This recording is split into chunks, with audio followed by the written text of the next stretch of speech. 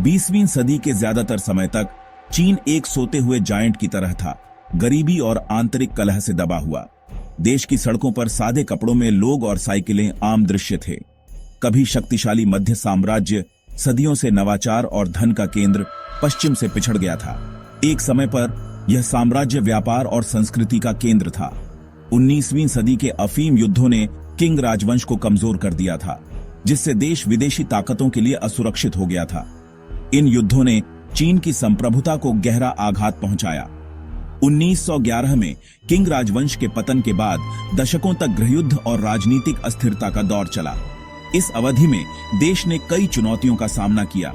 सरदारों ने नियंत्रण के लिए लड़ाई लड़ी, जबकि 1921 में स्थापित चीनी कम्युनिस्ट पार्टी ने लोगों का समर्थन हासिल करने के लिए संघर्ष किया। यह संघर्ष कई वर्षों तक चला। द्वितीय विश्व युद्ध के दौरान जापानी आक्रमण और कब्जे ने देश के जख्मों को और गहरा कर दिया। इस आक्रमण ने चीन को और भी कमजोर कर दिया। जब 1949 में माओ त्से तुंग और कम्युनिस्ट विजयी हुए तो चीन एक बर्बाद देश था। युद्ध और संघर्ष ने देश को तबाह कर दिया था। लाखों लोग अकाल, युद्ध और राजनीतिक उत्पीड़न से मारे गए थे। यह एक कठिन समय था जब लोगों को जीवित रहने के लिए संघर्ष करना पड़ा। देश का बुनियादी ढांचा बिखर गया था। सड़कों, इमारतों और पुलों को फिर से बनाने की जरूरत थी। आगे का काम बहुत बड़ा था, एक राष्ट्र का पुनर्निर्माण करना और अपने लोगों को गरीबी से बाहर निकालना। यह एक विशाल कार्य था जिसे पूरा करने में कई साल लग गए। कम्युनिस्ट पार्टी के करिश्माई नेता माओ त्से तुंग ने चीन को बदलने के लिए एक महत्वाकांक्षी योजना शुरू की। माओ का उद्देश्य चीन को एक शक्तिशाली और आत्मनिर्भर राष्ट्र बनाना था। सोवियत मॉडल से प्रेरित होकर उन्होंने एक केंद्रीय रूप से नियोजित अर्थव्यवस्था लागू की और कृषि का सामूहिकीकरण किया। यह योजना चीन को एक नई दिशा में ले जाने के लिए बनाई गई थी। उनका उद्देश्य देश का तेजी से औद्योगिकरण करना और एक समाजवादी स्वर्ग बनाना था। माओ का मानना था कि यह चीन के भविष्य के लिए आवश्यक था। माओ के सबसे महत्वाकांक्षी कार्यक्रमों में से एक ग्रेट लीप फॉरवर्ड था, जिसे 1958 में शुरू किया गया था। इस कार्यक्रम ने पूरे देश में बड़े पैमाने पर परिवर्तन लाने का प्रयास किया। इस अभियान का उद्देश्य कृषि और औद्योगिक उत्पादन में तेजी से वृद्धि करना था। माओ ने इसे चीन की आर्थिक प्रगति के लिए महत्वपूर्ण माना। कम्यून स्थापित किए गए, निजी भूमि को जब्त कर लिया गया और लाखों किसानों को बड़े पैमाने पर बुनियादी ढांचा परियोजनाओं पर काम करने के लिए जुटाया गया। यह एक विशाल सामाजिक और आर्थिक प्रयोग था। हालांकि ग्रेट लीप फॉरवर्ड एक भयावह विफलता साबित हुई। इसने चीन को एक गहरे संकट में डाल दिया। अप्रयुक्त कृषि तकनीकों के जल्दबाजी में कार्यान्वयन से व्यापक फसल विफलता हुई और एक विनाशकारी अकाल पड़ा, जिसमें लाखों लोगों की जान चली गई। यह चीन के इतिहास का एक काला अध्याय बन गया। 1961 में इस कार्यक्रम को छोड़ दिया गया, जिससे राष्ट्र के मानस पर एक गहरा घाव हो गया।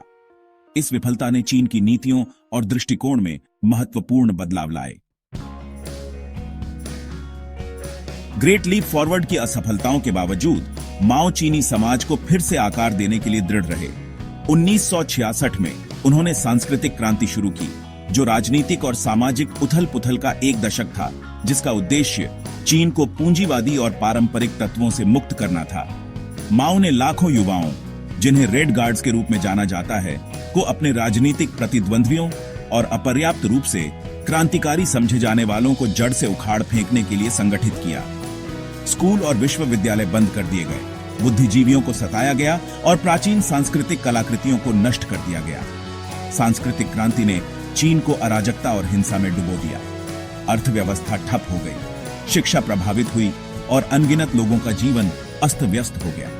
यह चीन के इतिहास का एक काला अध्याय था, जिसने अनियंत्रित विचारधारा और व्यक्तित्व के पंथ के खतरों को उजागर किया। 1976 में माओ की मृत्यु के बाद चीन अनिश्चितता के दौर में प्रवेश कर गया। माओ के करीबी सहयोगियों के एक समूह गैंग ऑन 4 ने सत्ता हथियाने का प्रयास किया, लेकिन जल्द ही उन्हें गिरफ्तार कर लिया गया।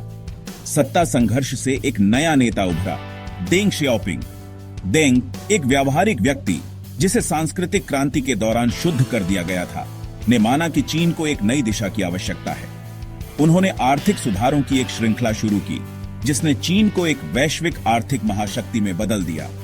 डेंग का प्रसिद्ध कथन, बिल्ली काली हो या सफेद, इससे कोई फर्क नहीं पड़ता जब तक वह चूहे पकड़ती है, उनके व्यावहारिक दृष्टिकोण को दर्शाता है। उन्होंने चीन का ध्यान वैचारिक शुद्धता से हटाकर आर्थिक विकास पर केंद्रित किया। उन्होंने घोषणा की, अमीर होना गौरवशाली है, जो माओ युग की तपस्या से एक नाटकीय प्रस्थान का संकेत देता है। डेंग के सबसे महत्वपूर्ण योगदानों में से एक देश दो प्रणालियां नीति थी।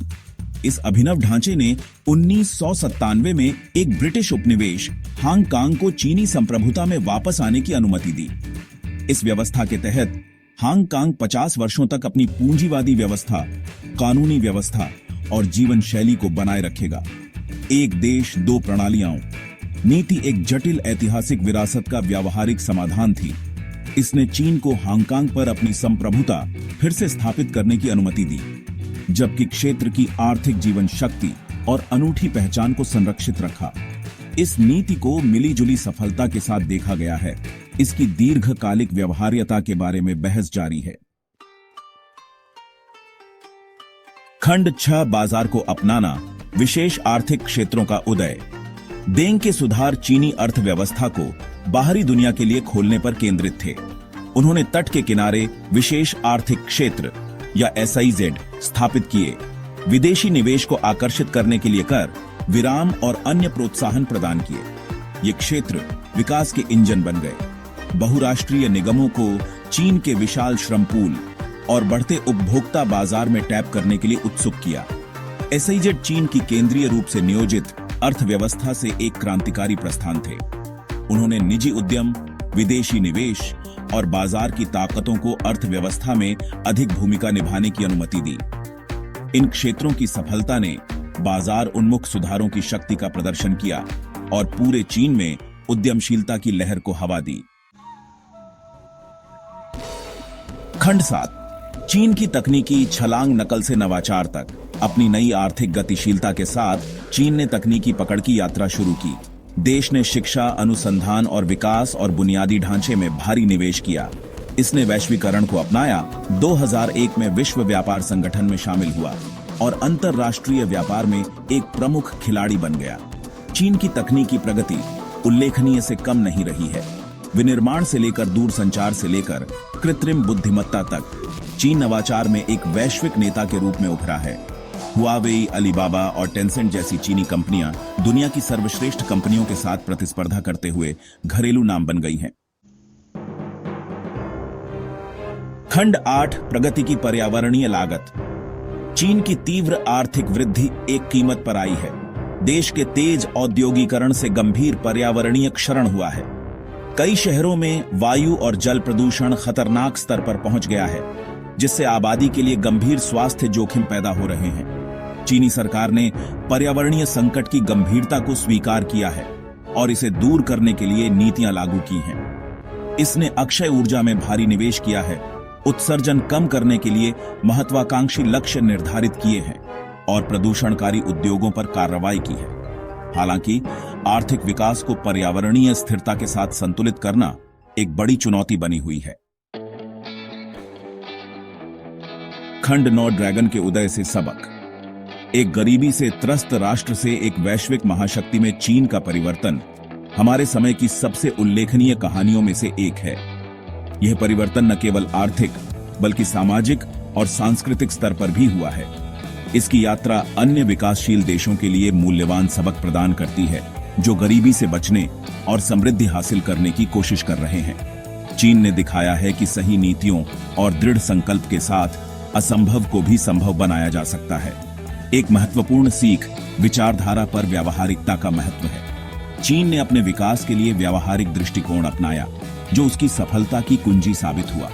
डेंग श्याओपिंग के वैचारिक शुद्धता पर आर्थिक विकास को प्राथमिकता देने के फैसले ने चीन के आर्थिक चमत्कार का मार्ग प्रशस्त किया। उनकी नीतियों ने चीन को एक नई दिशा दी। एक और सबक वैश्वीकरण को अपनाने की शक्ति है। चीन ने वैश्विक बाजारों में अपनी उपस्थिति को मजबूत किया और अंतरराष्ट्रीय व्यापार में अपनी भूमिका को बढ़ाया। चीन की खुले द्वार की नीति और वैश्विक व्यापार प्रणाली में उसका एकीकरण उसकी सफलता के लिए महत्वपूर्ण रहा है। इसने चीन को वैश्विक अर्थव्यवस्था का एक अभिन्न हिस्सा बना दिया। हालांकि चीन का अनुभव एक सावधानीपूर्ण कहानी के रूप में भी कार्य करता है। इसके तेजी से औद्योगिकरण ने कई पर्यावरणीय चुनौतियों को जन्म दिया है। इसका तेजी से औद्योगिकरण एक महत्वपूर्ण पर्यावरणीय लागत पर आया है। प्रदूषण और पर्यावरणीय क्षति इसके विकास के काले पक्ष हैं।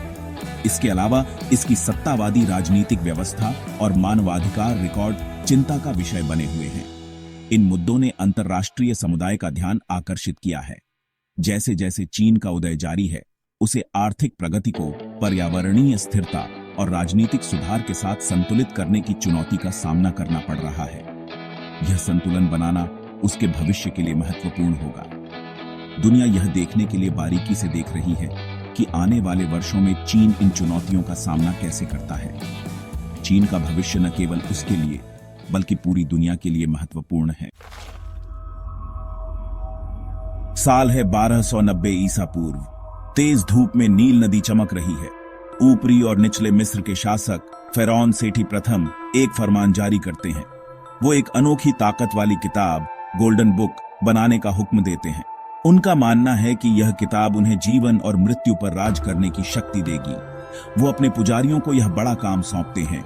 उनकी स्याही शुद्ध सोना, उनका चर्मपत्र एक पवित्र सफेद शेर की खाल। किताब एक बार पूरी होने पर उनकी महत्वाकांक्षा और शक्ति के प्रमाण के रूप में उनके मकबरे में बंद कर दी जानी है। प्राचीन रस्मों और गुप्त ज्ञान के जानकार पुजारी बिना रुके काम करते हैं। वे किताब में शक्तिशाली मंत्र और आह्वान लिखते हैं। वे इसे दिवंगत आत्माओं को बुलाने की शक्ति से बांधते हैं। फेरौन देखता है, उसका दिल उम्मीद और घबराहट के मिश्रण से भरा हुआ है। वो जानता है कि जिस शक्ति की वो तलाश कर रहा है उसके परिणाम होंगे। फिर भी अमृता और जीवन पर प्रभुत्व का आकर्षण विरोध करने के लिए बहुत मजबूत है। सदियां सहस्राब्दियों में बदल जाती है। समय की रेत फेरौन के मकबरे को उसके रहस्यों सहित दफन कर देती है। फिर भी गोल्डन बुक की फुसफुसाहटें बनी रहती हैं। वे हवाओं पर सफर करती हैं, पीढ़ी दर पीढ़ी चलती रहती हैं। वे एक ऐसी शक्ति के बारे में बताती हैं जो जीवन और मृत्यु के ताने बाने को ठीक कर सकती है। वे एक ऐसे श्राप के बारे में बताती हैं जो इसे ढूंढने वाले मूर्खों का इंतजार करता है। गोल्डन बुक की कहानियां विद्वानों और खजाना ढूंढने वालों के कानों तक पहुंचती हैं।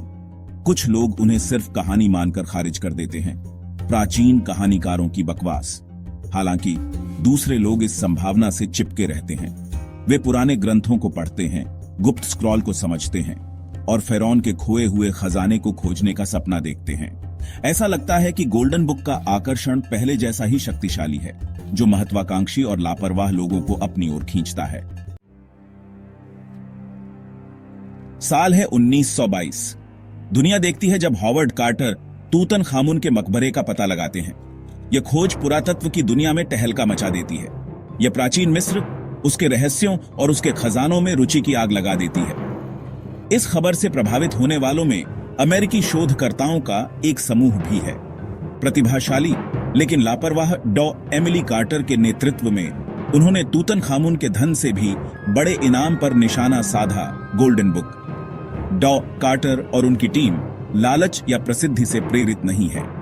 वे वैज्ञानिक हैं जो ज्ञान की अतृप्त प्यास से प्रेरित हैं। उनका मानना है कि गोल्डन बुक में प्राचीन मिस्र के जादू के रहस्यों को खोलने की कुंजी है। वे इसे पाने के लिए दृढ़ हैं, चाहे कोई भी कीमत क्यों न चुकानी पड़े। उन्हें क्या पता कि उनकी खोज उन्हें एक खतरनाक रास्ते पर ले जाएगी, जो खतरे और अप्रत्याशित परिणामों से भरा है। टीम ज्ञान और दृढ़ संकल्प के साथ मिस्र पहुंचती है।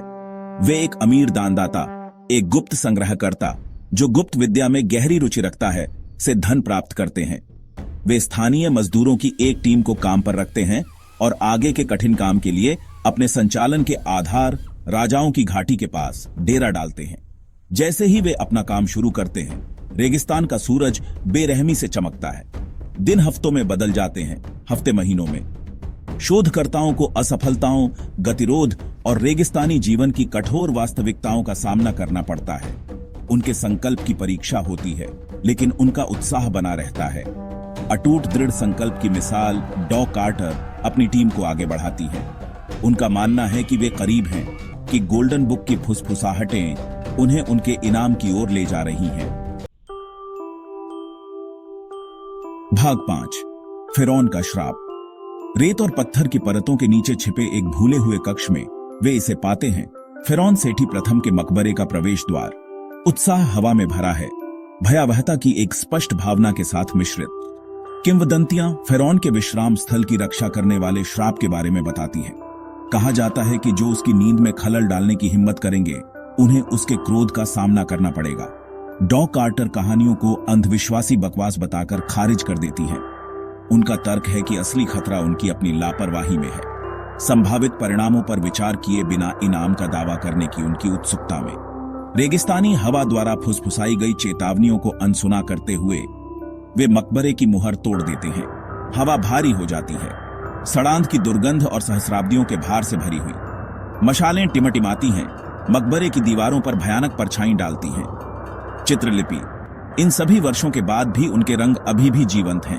आफ्टर लाइफ न्याय और प्रतिशोध के दृश्यों को दर्शाते हैं। शोधकर्ता आगे बढ़ते हैं, उनके दिल उत्साह और आशंका के मिश्रण से धड़क रहे हैं।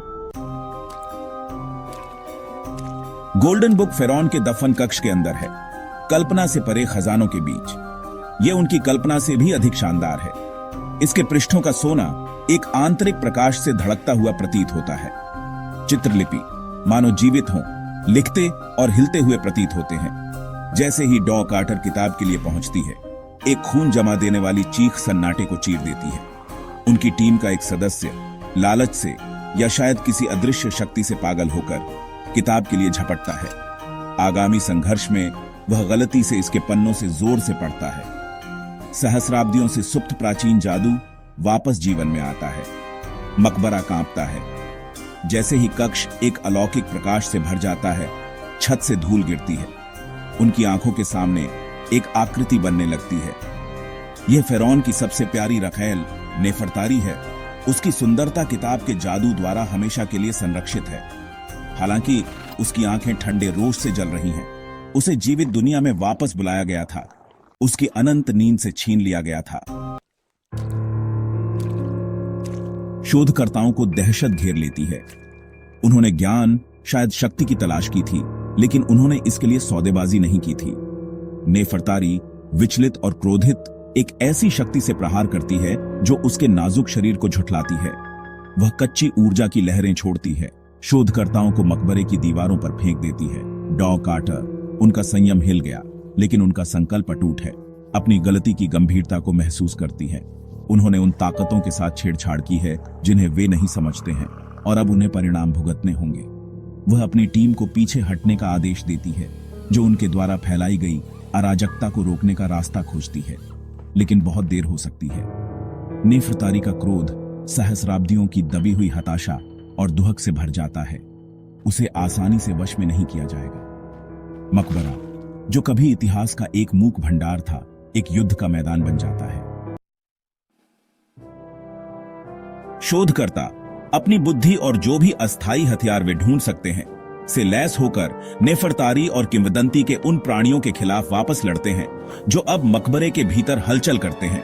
ऐसा लगता है कि फिरौन का श्राप बिल्कुल सच है। लड़ाई मकबरे से बाहर रेगिस्तानी रात में फैल जाती है। ऐसा लगता है कि दुनिया का भाग्य अधर में लटका हुआ है। डॉ कार्टर प्राचीन विद्या के अपने ज्ञान का उपयोग करते हुए नेफरतारी का सामना करती है। वह उस मानवता से अपील करती हैं जो अभी भी पुनर्जीवित आत्मा के भीतर बनी होगी। वह बताती हैं कि नेफरतारी जिस दुनिया को जानती थी वह बहुत पहले चली गई है, कि उसकी वापसी केवल और दर्द और पीड़ा ही ला सकती है। नेफरतारी हिचकिचाती है, उसका गुस्सा पल भर के लिए डॉ कार्टर के शब्दों से शांत हो जाता है। उस राहत के क्षण में डॉन कार्टर और उनकी टीम नेफरतारी और मुक्त जादू को अंदर फंसाते हुए मकबरे को एक बार फिर से सील करने का प्रबंधन करती है। गोल्डन बुक पहुंच से बाहर रहती है। मानव जाति के अभिमान और बिना समझे शक्ति की तलाश के खतरों का प्रमाण। शोधकर्ता अपने अनुभव से हमेशा के लिए बदलकर घर लौटते हैं। उन्होंने अतीत के रहस्यों को उजागर करने की कोशिश की थी, लेकिन उन्होंने इससे कहीं बड़ा सबक सीखा। कुछ चीजें दबी रहना ही बेहतर है। गोल्डन बुक का जादू हालांकि नियंत्रित है, अपने मोहक गीत को फुसफुसाता रहता है। एक याद दिलाता है कि अतीत हालांकि दफन है, वास्तव में कभी नहीं गया है। यह एक चेतावनी के रूप में कार्य करता है। पत्थर पर उकेरा गया है, और समय के साथ प्रतिध्वनित होता है कि ज्ञान और शक्ति की खोज, जबकि महान है, हमेशा हमारे नियंत्रण से परे ताकतों के लिए ज्ञान और सम्मान से नियंत्रित होनी चाहिए। ताजमहल एक आर्किटेक्चरल मास्टरपीस है जो पूरी दुनिया में मशहूर है। इसकी खूबसूरती और भव्यता हर किसी को मंत्रमुग्ध कर देती है। सफेद संगमरमर से बना ये अद्वितीय स्मारक मुगल वास्तुकला का एक उत्कृष्ट उदाहरण है। ये आगरा, इंडिया में अपनी खूबसूरती से सबका दिल जीत लेता है। यमुना नदी के किनारे स्थित ताजमहल का प्रतिबिंब पानी में और भी अद्भुत लगता है। इसके चारों ओर के बाग बगीचे इसकी सुंदरता में चार चांद लगाते हैं। ताजमहल सिर्फ एक मॉन्यूमेंट नहीं है, ये हमेशा के लिए प्यार की निशानी है। इसके इंट्रिकेट मार्बल वर्क और जटिल नक्काशी इसे और भी खास बनाते हैं। हर साल लाखों पर्यटक इसे देखने आते हैं और इसकी भव्यता का आनंद लेते हैं। मुगल बादशाह शाहजहां अपनी बेबी मुमताज महल से बेहद प्यार करते थे। उन्होंने ये ग्रैंड मौजोलियम बनवाया था। शाहजहां और मुमताज महल की प्रेम कहानी इतिहास के पन्नों में अमर हो गई है। उनकी प्रेम कहानी ताजमहल की हर ईंट में बसी हुई है। 1638 में मुमताज महल की मौत के बाद बादशाह बहुत दुखी हो गए थे। उनकी मृत्यु ने शाहजहां को गहरे शोक में डाल दिया। मुमताज महल की याद में शाहजहां ने एक ऐसा स्मारक बनाने का निर्णय लिया जो उनके प्यार को हमेशा के लिए जीवित रखे। उन्होंने अपना सारा गम और प्यार अपनी प्यारी रानी के लिए एक यादगार बनाने में लगा दिया। ताजमहल का निर्माण एक विशाल परियोजना थी जिसमें कई साल लगे। शाहजहां ने इस स्मारक को बनाने के लिए दुनिया भर से बेहतरीन कारीगरों और शिल्पकारों को बुलाया। उसी साल काम शुरू हुआ। हजारों स्किल्ड आर्टिजन्स और मजदूर लगे। ताजमहल के निर्माण में 20,000 से अधिक कारीगरों ने भाग लिया। संगमरमर और कीमती पत्थरों को दूर दूर से लाया गया। हर एक पत्थर को बड़ी ही बारीकी से तराशा गया।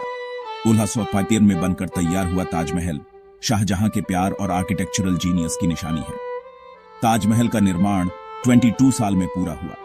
यह स्मारक न केवल शाहजहां और मुमताज महल के प्रेम का प्रतीक है, बल्कि यह मुगल वास्तुकला की उत्कृष्टता का भी प्रमाण है। आज ताजमहल विश्व धरोहर स्थल के रूप में संरक्षित है और यह भारत की सांस्कृतिक धरोहर का एक महत्वपूर्ण हिस्सा है। सदियों से ताजमहल कई थ्योरीज और कंट्रोवर्सीज का विषय रहा है। एक थ्योरी कहती है कि ताजमहल पहले एक टूम नहीं बल्कि तेजो महालय नाम का एक हिंदू मंदिर था। इस थ्योरी के सपोर्टर्स जैसे पीएन ओक का कहना है कि शाहजहां ने पहले से बनी हुई इमारत को मौजोलियम में बदल दिया। वे अपनी बात आर्किटेक्चरल सिमिलैरिटीज और हिस्टोरिकल टेक्स्ट के आधार पर कहते हैं, लेकिन इन दावों के पक्के सबूत नहीं हैं और हिस्टोरियंस और आर्कियोलॉजिस्ट्स इनसे सहमत नहीं हैं। एक और बड़ा कंट्रोवर्सी ताजमहल के 22 बंद दरवाजों का है। कई तरह की बातें होती हैं। कुछ लोग कहते हैं कि इन कमरों में मॉन्यूमेंट के असली इतिहास के राज छुपे हैं। कुछ का मानना है कि इनमें हिंदू आइडल्स या स्क्रिप्चर्स हो सकते हैं जिन्हें मंदिर को बदलते समय छुपा दिया गया था। लेकिन इन दावों का कोई हिस्टोरिकल या आर्कियोलॉजिकल प्रूफ नहीं है। Archaeological survey of India ASI, जो मॉन्यूमेंट की देखभाल करता है, ने इन दावों को हमेशा खारिज किया है। ASI का कहना है कि 22 बंद कमरे कोई अनयूजुअल बात नहीं है। ये कमरे सदियों से बंद हैं और इनका कोई विशेष महत्व नहीं है और मुगल आर्किटेक्चर में ये आम बात है। मुगल काल के दौरान कई इमारतों में ऐसे कमरे बनाए जाते थे जो बाद में बंद कर दिए जाते थे। उनका कहना है कि ये कमरे स्टोर रूम्स रहे होंगे। इन कमरों का उपयोग सामान रखने के लिए किया जाता था और समय के साथ इन्हें बंद कर दिया गया या बिल्डिंग स्ट्रक्चर का हिस्सा। ताजमहल की संरचना में कई ऐसे हिस्से हैं जो आम जनता के लिए नहीं खोले जाते।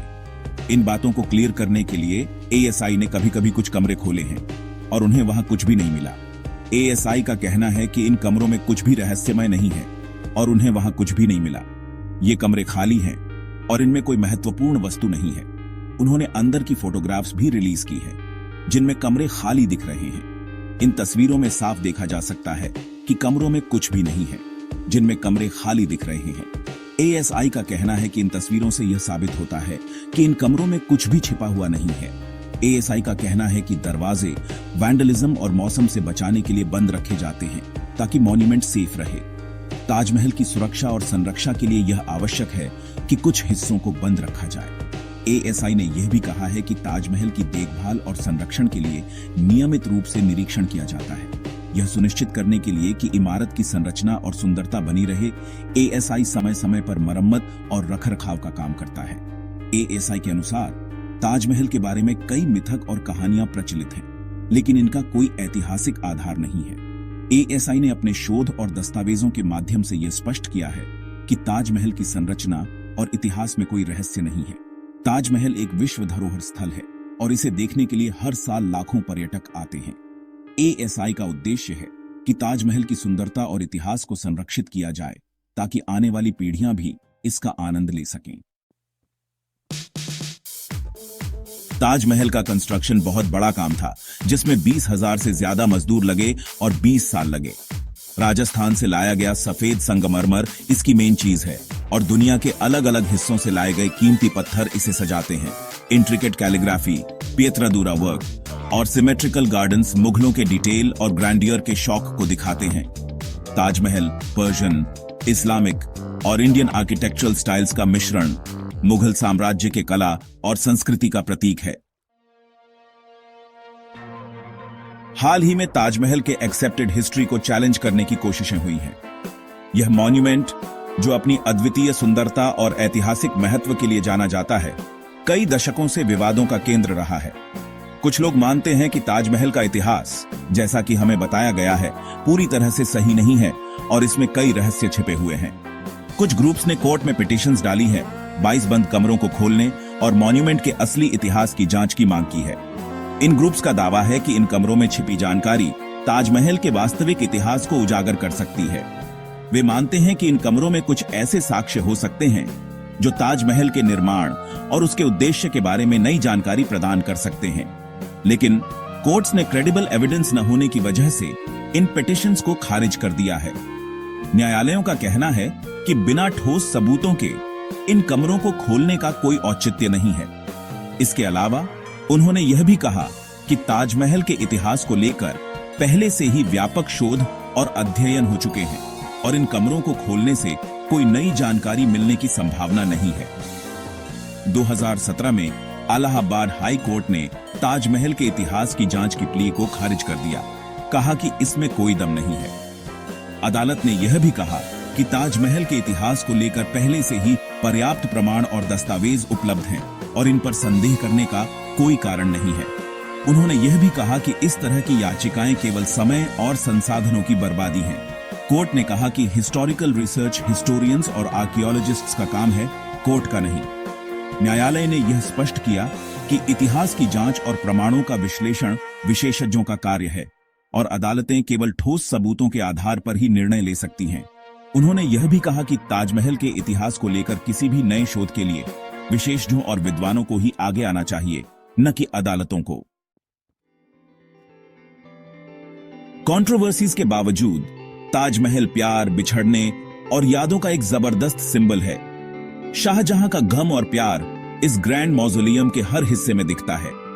मॉन्यूमेंट की खूबसूरती, खासकर सनराइज और सनसेट के समय, दिल को छू लेती है। हर साल दुनिया भर से लाखों लोग ताजमहल देखने आगरा आते हैं। ये एक ऐसी जगह है जहां इतिहास, कला और फीलिंग्स मिलते हैं और एक ऐसा एक्सपीरियंस बनाते हैं जो कल्चरल बाउंड्रीज से परे है। ताजमहल अपनी दिलकश खूबसूरती और इंट्रिकेट डिटेल्स के साथ इंसानी जज्बात और आर्किटेक्चरल कमाल का प्रतीक है। कंट्रोवर्सीज हो सकते हैं, लेकिन वे मॉन्यूमेंट के हिस्टोरिकल सिग्निफिकेंस और कल्चरल वैल्यू को कम नहीं कर सकते। ताजमहल हमेशा प्यार के निशान, मुगल आर्किटेक्चर के मास्टरपीस और भारत की रिच हेरिटेज के अमर लेगेसी के रूप में याद किया जाएगा। इस ऐसे का मकसद वाइडली एक्सेप्टेड हिस्टोरिकल अकाउंट्स और आर्कियोलॉजिकल एविडेंस के आधार पर जानकारी देना है। यह ताजमहल के असली इतिहास के बारे में किसी पर्टिकुलर थ्योरी या क्लेम का समर्थन नहीं करता। साल 1945 है। यह वह वर्ष है जब दुनिया ने एक नए युग में कदम रखा। दूसरा विश्व युद्ध, एक ऐसा कॉन्फ्लिक्ट जिसने पूरी दुनिया को हिलाकर रख दिया था, आखिरकार खत्म हो गया। इस युद्ध ने न केवल देशों की सीमाओं को बदल दिया, बल्कि लाखों लोगों की जिंदगियों को भी। कोरिया के लिए 35 साल तक जापान के राज में रहने के बाद यह आजादी का वक्त था, एक ऐसा समय जब उन्होंने अपनी पहचान और संस्कृति को फिर से पाने की उम्मीद की। एक बार फिर आजादी की सांस लेने का मौका। सड़कों पर जश्न का माहौल था, लोग अपने नए भविष्य के सपने देख रहे थे। लेकिन यह खुशी ज्यादा देर तक नहीं टिकी। जल्द ही उनके सपनों पर काले बादल छा गए। कभी एक रहा पेनिनसुला अब नए कोल्ड वॉर के बीच फंस गया। यह विभाजन कोरिया के लोगों के लिए एक नई चुनौती लेकर आया। अमेरिका और सोवियत संघ, जो युद्ध में जापान के खिलाफ एक साथ थे, अब वर्ल्ड स्टेज पर राइवल्स बन गए। उनके बीच की यह राइवलरी कोरिया के भविष्य को प्रभावित करने वाली थी। कोरिया को 38वें पैरेलल पर बांट दिया गया। नक्शे पर जल्दी से खींची गई एक लकीर। यह विभाजन एक अस्थायी समाधान के रूप में देखा गया था, लेकिन यह स्थायी हो गया। उत्तर सोवियत संघ के असर में आ गया और कम्युनिज्म अपना लिया। यहां के लोग एक नए राजनीतिक और सामाजिक ढांचे में ढलने लगे। दक्षिण अमेरिका के सपोर्ट से डेमोक्रेटिक मॉडल अपनाया। यहां के लोग स्वतंत्रता और लोकतंत्र के नए आदर्शों को अपनाने लगे। इस बंटवारे ने कॉन्फ्लिक्ट और मिसट्रस्ट के बीज बो दिए, जिसने दोनों देशों के बीच तनाव को बढ़ा दिया, जिसने आने वाले कई दशकों तक कोरिया की किस्मत को शेप किया। कोरियाई युद्ध और उसके बाद के संघर्षों ने इस विभाजन को और गहरा कर दिया। कोरिया के लोग, जो एकता और आत्मनिर्णय चाहते थे, अब एक आइडियोलॉजिकल खाई से अलग हो गए। यह विभाजन उनके दिलों और दिमागों में भी गहरा हो गया। परिवार बिखर गए, उनके शेड फ्यूचर के सपने टूट गए। कई परिवारों को अपने प्रियजनों से अलग होना पड़ा और यह दर्द आज भी महसूस किया जाता है। उनकी मातृभूमि के मनमाने बंटवारे ने एक गहरा जख्म छोड़ दिया, एक ऐसा घाव जिसे भरने में कई पीढ़ियां लगेंगी। यह विभाजन उनके जीवन का एक स्थायी हिस्सा बन गया, एक ऐसा घाव जिसे भरने में कई पीढ़ियां लगेंगी। यह घाव केवल भौगोलिक नहीं था, बल्कि यह उनके सामाजिक और सांस्कृतिक ताने बाने में भी था। इस बंटवारे के साये में दो अलग अलग स्टेट्स उभरे, हर एक अपने रिस्पेक्टिव स्पॉन्सर्स की आइडियोलॉजीज को दर्शाता है। उत्तर कोरिया और दक्षिण कोरिया ने अपने अपने रास्ते चुने, हर एक अपने रिस्पेक्टिव स्पॉन्सर्स की आइडियोलॉजीज को दर्शाता है। यह विभाजन आज भी कोरिया के लोगों के जीवन को प्रभावित करता है और उनके भविष्य को आकार देता है। कोरियाई पेनिनसुला पर नाजुक शांति 1950 में टूट गई। यह एक ऐसा समय था जब दुनिया द्वितीय विश्व युद्ध के बाद की उथल पुथल से उभर रही थी और कोरियाई प्रायद्वीप पर भी शांति की एक नाजुक परत थी। उत्तर कोरिया ने सोवियत संघ और चीन के समर्थन से दक्षिण पर अचानक हमला कर दिया। यह हमला इतना अचानक और तीव्र था कि दक्षिण कोरिया की सेना को संभलने का मौका ही नहीं मिला। यह कोरियाई युद्ध की शुरुआत थी, एक क्रूर कॉन्फ्लिक्ट जिसने पूरे पेनिनसुला को अपनी चपेट में ले लिया और ग्लोबल पावर्स को भी इसमें खींच लिया। युद्ध के मैदान में सैनिकों की बहादुरी और संघर्ष की कहानियां अनगिनत हैं, जो इस युद्ध की क्रूरता को दर्शाती हैं। यह युद्ध कोरियाई लोगों के लिए एक त्रासदी थी, जिसने लाखों लोगों को मार डाला और अनगिनत लोगों को बेघर कर दिया। परिवार बिखर गए और लोग अपने घरों से दूर शरणार्थी बन गए। शहर और कस्बे मलबे में तब्दील हो गए। जमीन युद्ध की बर्बादी से दागदार हो गई। सियोल जैसे प्रमुख शहरों को भीषण बमबारी का सामना करना पड़ा, जिससे उनकी संरचनाएं ध्वस्त हो गईं। दक्षिण अमेरिका के नेतृत्व वाली संयुक्त राष्ट्र की सेनाओं की मदद से डटकर मुकाबला किया। संयुक्त राष्ट्र की सेनाओं ने दक्षिण कोरिया की रक्षा के लिए अपने सैनिकों और संसाधनों को झोंक दिया। युद्ध 3 साल तक चला, एक खूनी स्टेलमेट जो 1953 में एक युद्ध विराम समझौते के साथ समाप्त हुआ। इस युद्ध विराम ने एक अस्थायी शांति स्थापित की, लेकिन स्थायी समाधान नहीं ला सका। हालांकि लड़ाई बंद हो गई, लेकिन दोनों कोरिया बंटे हुए रहे, एक हेविली फोर्टिफाइड डिमिलिटराइज्ड जोन या डीएमजी से अलग। डीएमजी एक निरंतर तनाव का प्रतीक बन गया, जो आज भी दोनों देशों के बीच की खाई को दर्शाता है। युद्ध का दक्षिण कोरिया पर गहरा प्रभाव पड़ा, जिससे उसकी अर्थव्यवस्था बर्बाद हो गई। उद्योग और बुनियादी ढांचे नष्ट हो गए और देश को पुनर्निर्माण की चुनौती का सामना करना पड़ा। हालांकि इसने दृढ़ संकल्प की भावना, राख से फिर से उभरने और मजबूत बनने की सामूहिक इच्छा शक्ति को भी प्रज्वलित किया। लोगों ने अपने घरों और जीवन को फिर से बनाने के लिए अथक प्रयास किया। युद्ध हालांकि बहुत दुख का काल था, अनजाने में दक्षिण कोरिया के भविष्य के आर्थिक चमत्कार की नींव रखी। इस संघर्ष ने देश को एकजुट किया और उसे एक नई दिशा में आगे बढ़ने के लिए प्रेरित किया। कोरियाई युद्ध के बाद दक्षिण कोरिया बर्बाद हो चुका था। इसका इंफ्रास्ट्रक्चर तबाह हो गया था, इसके लोग गरीब हो गए थे।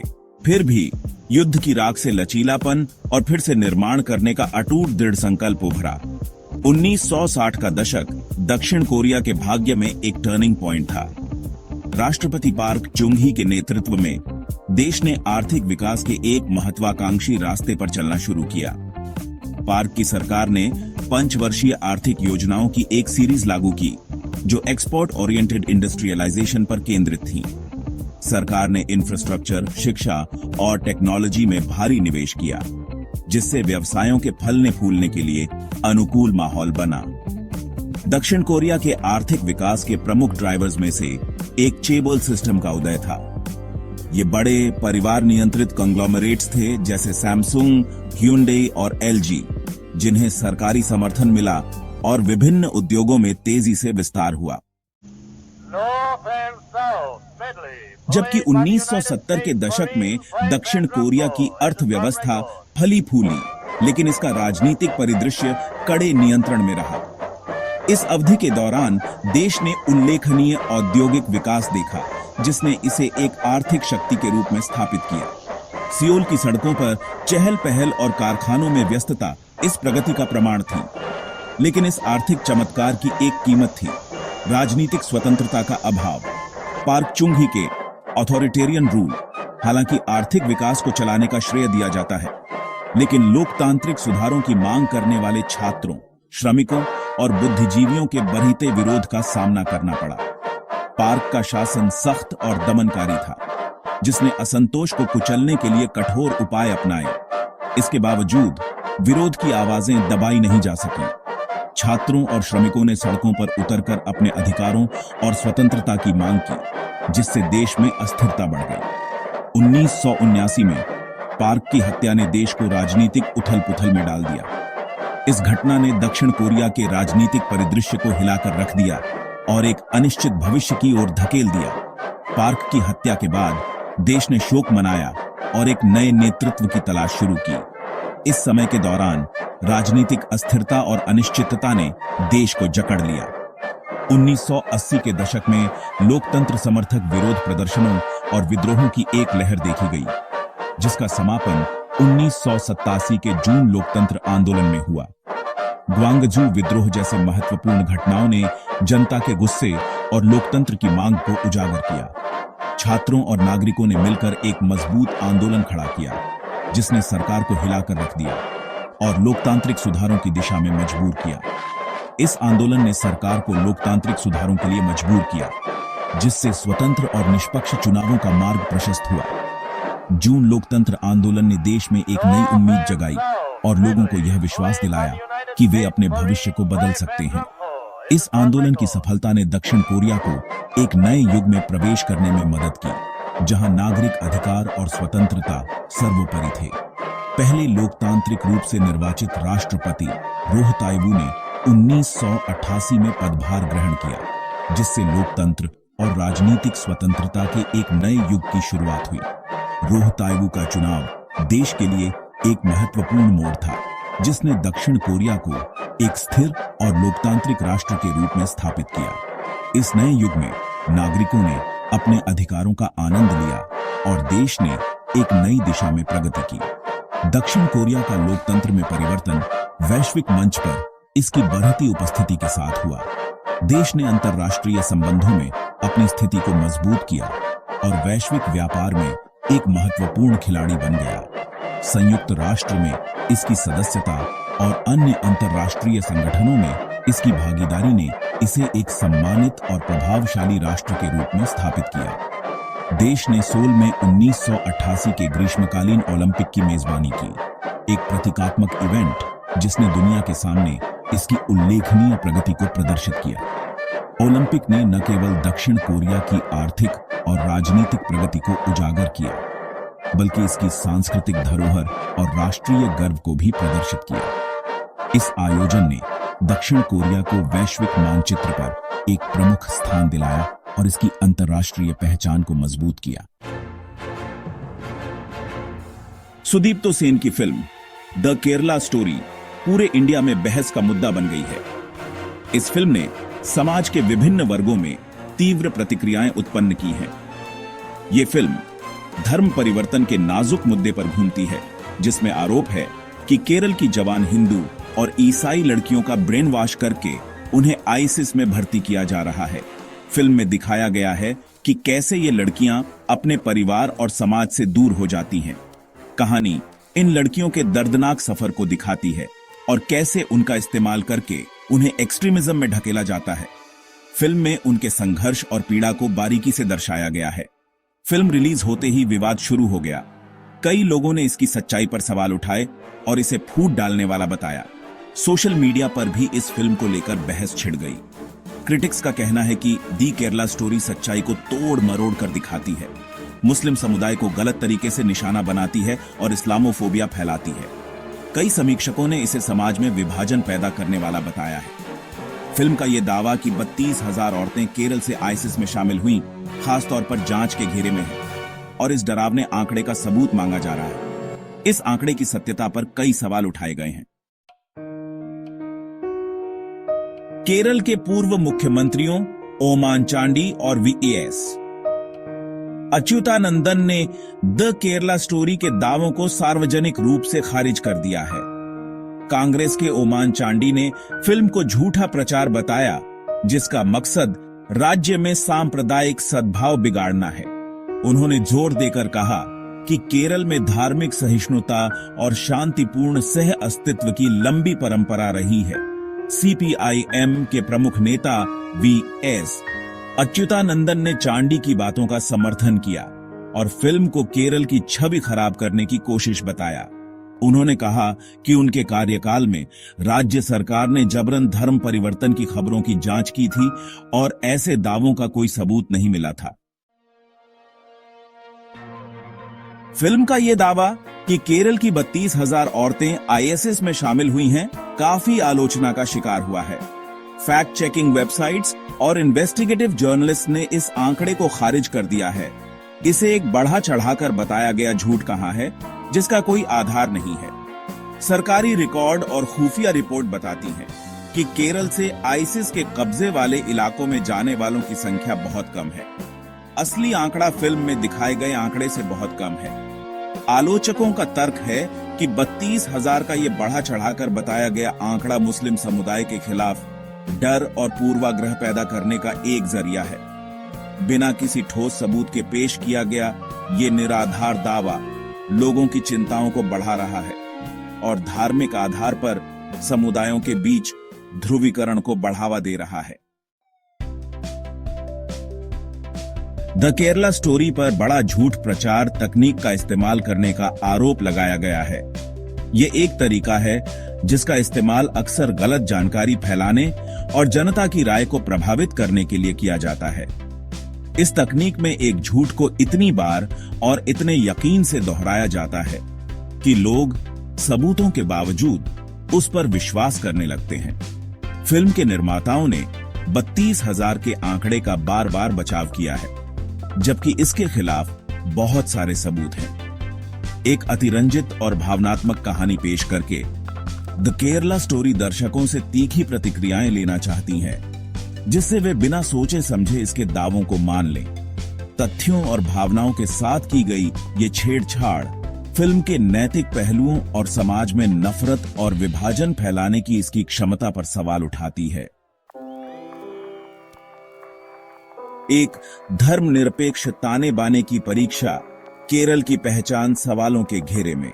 अपनी विविधता और धर्मनिरपेक्षता के लिए जाना जाने वाला केरल फिल्म के सामाजिक ताने बाने पर पड़ने वाले असर को लेकर बहस और चर्चाओं का गवाह बना है।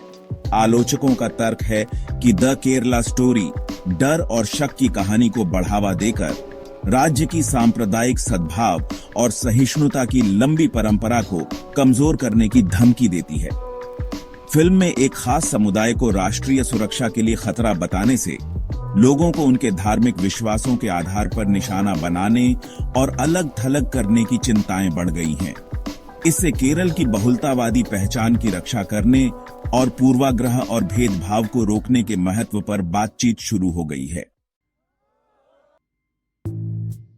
प्रतिक्रियाओं का तूफान, राजनीतिक और धार्मिक प्रतिक्रियाएं। इस फिल्म ने समाज के विभिन्न वर्गों में गहरी हलचल मचा दी है। द केरला स्टोरी ने राजनीतिक और धार्मिक वर्ग से तीखी प्रतिक्रियाएं ली हैं। यह फिल्म एक विवादास्पद मुद्दे को उजागर करती है, जिसने कई लोगों को अपनी राय व्यक्त करने के लिए प्रेरित किया है। दक्षिणपंथी हिंदू राष्ट्रवादी समूहों ने फिल्म की तारीफ की है। इसे देश के सामने एक गंभीर खतरे का खुलासा बताया है। उनके अनुसार यह फिल्म एक महत्वपूर्ण सामाजिक मुद्दे पर प्रकाश डालती है। उन्होंने जबरन धर्म परिवर्तन को रोकने और कथित लव जिहाद का मुकाबला करने के लिए सख्त कदम उठाने का आह्वान किया है और इस मुद्दे पर सरकार से कार्रवाई की मांग की है। लव जिहाद एक ऐसा शब्द है जिसका इस्तेमाल मुस्लिम पुरुषों द्वारा गैर मुस्लिम महिलाओं से शादी करने के लिए किया जाता है ताकि उन्हें इस्लाम में परिवर्तित किया जा सके। यह एक विवादास्पद और संवेदनशील मुद्दा है जिसका मकसद उन्हें इस्लाम में बदलना होता है। इस मुद्दे पर समाज में गहरी विभाजन है। दूसरी तरफ मुस्लिम संगठनों और वामपंथी राजनीतिक दलों ने फिल्म की निंदा की है। इसे मुस्लिम समुदाय को बदनाम करने और सांप्रदायिक कलह पैदा करने की एक जबरदस्त कोशिश बताया है। उनका मानना है कि यह फिल्म समाज में नफरत फैलाने का काम कर रही है। इसे मुस्लिम समुदाय को बदनाम करने और सांप्रदायिक कलह पैदा करने की एक जबरदस्त कोशिश बताया है। उन्होंने समाज में शांति और सौहार्द बनाए रखने की अपील की है। उन्होंने फिल्म निर्माताओं पर नफरत और गलत जानकारी फैलाने के लिए आलोचना की है और इसे समाज के लिए हानिकारक बताया है और इसे प्रतिबंधित करने की मांग की है। उनका कहना है कि इस तरह की फिल्में समाज में विभाजन और तनाव को बढ़ावा देती हैं। हकीकत या प्रचार, यह सवाल अक्सर उठता है जब हम द केरला स्टोरी जैसी फिल्मों का विश्लेषण करते हैं। द केरला स्टोरी का विश्लेषण करना एक चुनौतीपूर्ण कार्य है क्योंकि यह फिल्म कई परतों में बंटी हुई है। द केरला स्टोरी एक जटिल दुविधा पेश करती है जो हकीकत और प्रचार के बीच की रेखाओं को धुंधला कर देती है। यह फिल्म दर्शकों को सोचने पर मजबूर करती है कि वे किस पर विश्वास करें। हालांकि फिल्म कट्टरता के मुद्दे और आतंकवादी संगठनों द्वारा पैदा किए जाने वाले खतरों पर प्रकाश डालती है, लेकिन ऐसा वह अतिशयोक्ति, तथ्यों को तोड़ मरोड़कर और डर फैलाने वाली रणनीति का सहारा लेकर करती है। यह दर्शकों के मन में भय और असुरक्षा की भावना पैदा करती है। इसके मुख्य दावों का समर्थन करने के लिए विश्वसनीय सबूतों की कमी और किस्सों पर निर्भरता इसकी प्रामाणिकता पर गंभीर सवाल उठाती है।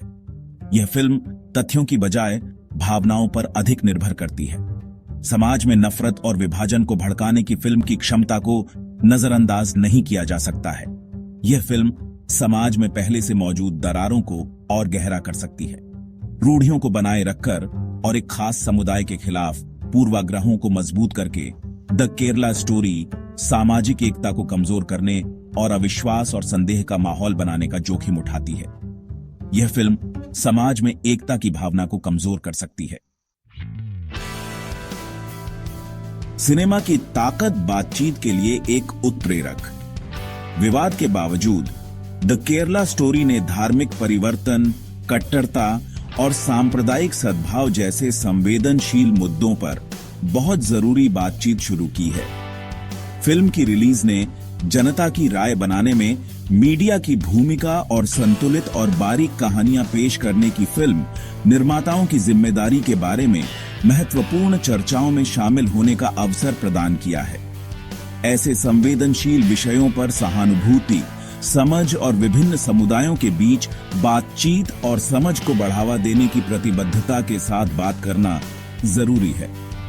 सिनेमा की ताकत शिक्षित करने, ज्ञान देने और सहानुभूति को बढ़ावा देने की इसकी क्षमता में निहित है और विभाजन की दीवारों के बजाय समझ के पुल बनाने के लिए इस माध्यम का जिम्मेदारी से उपयोग करना जरूरी है। निष्कर्ष, नतीजों में सच्चाई की तलाश। द केरला स्टोरी सवालों और चिंताओं का एक सिलसिला छोड़ जाती है।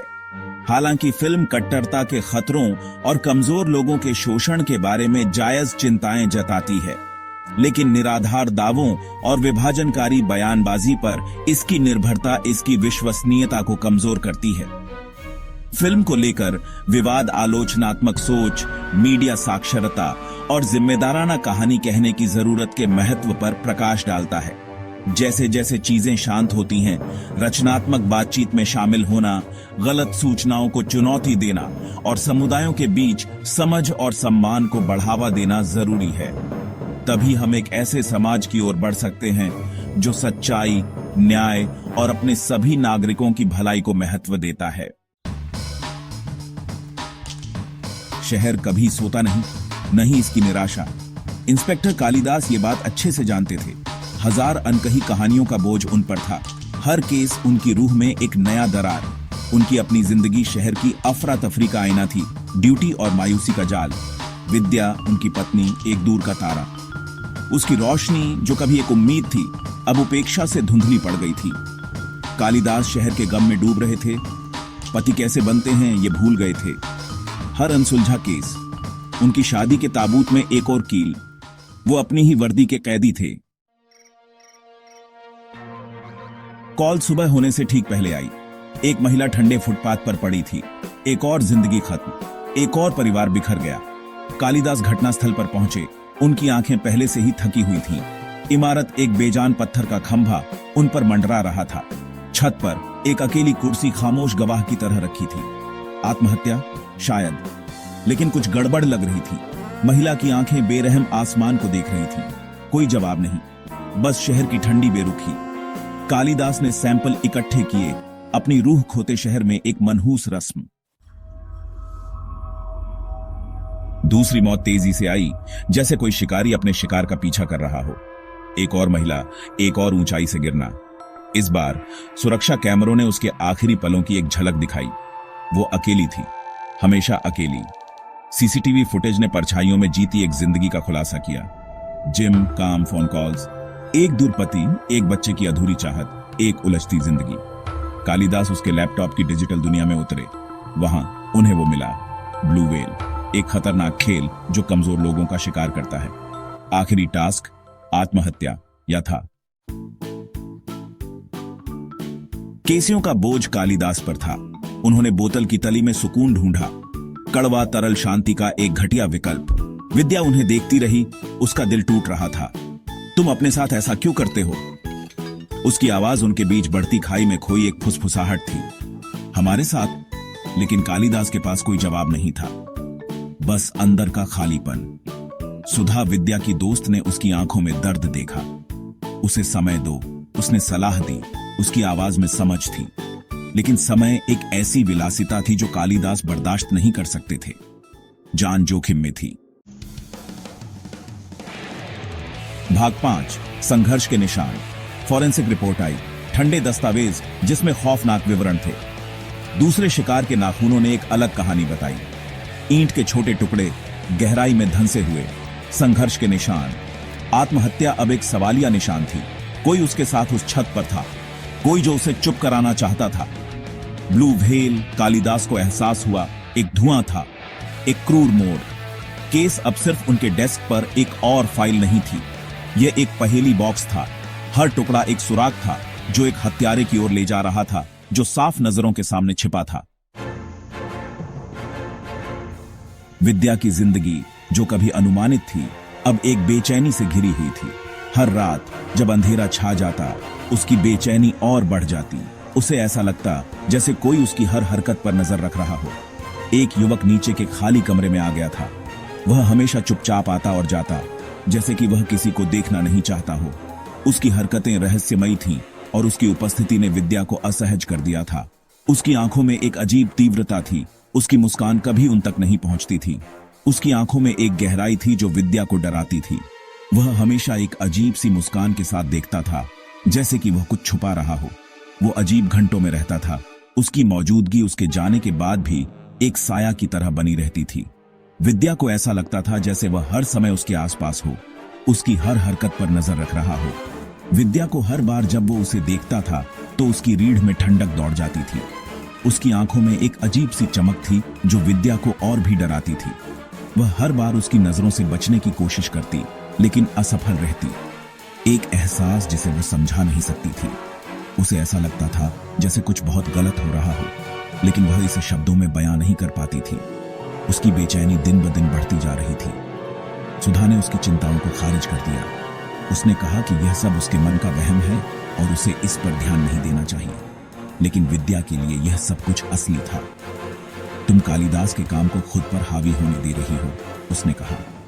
सुधा ने उसे समझाने की कोशिश की कि यह सब उसके काम का तनाव है और उसे आराम करना चाहिए, लेकिन विद्या को ऐसा नहीं लगता था।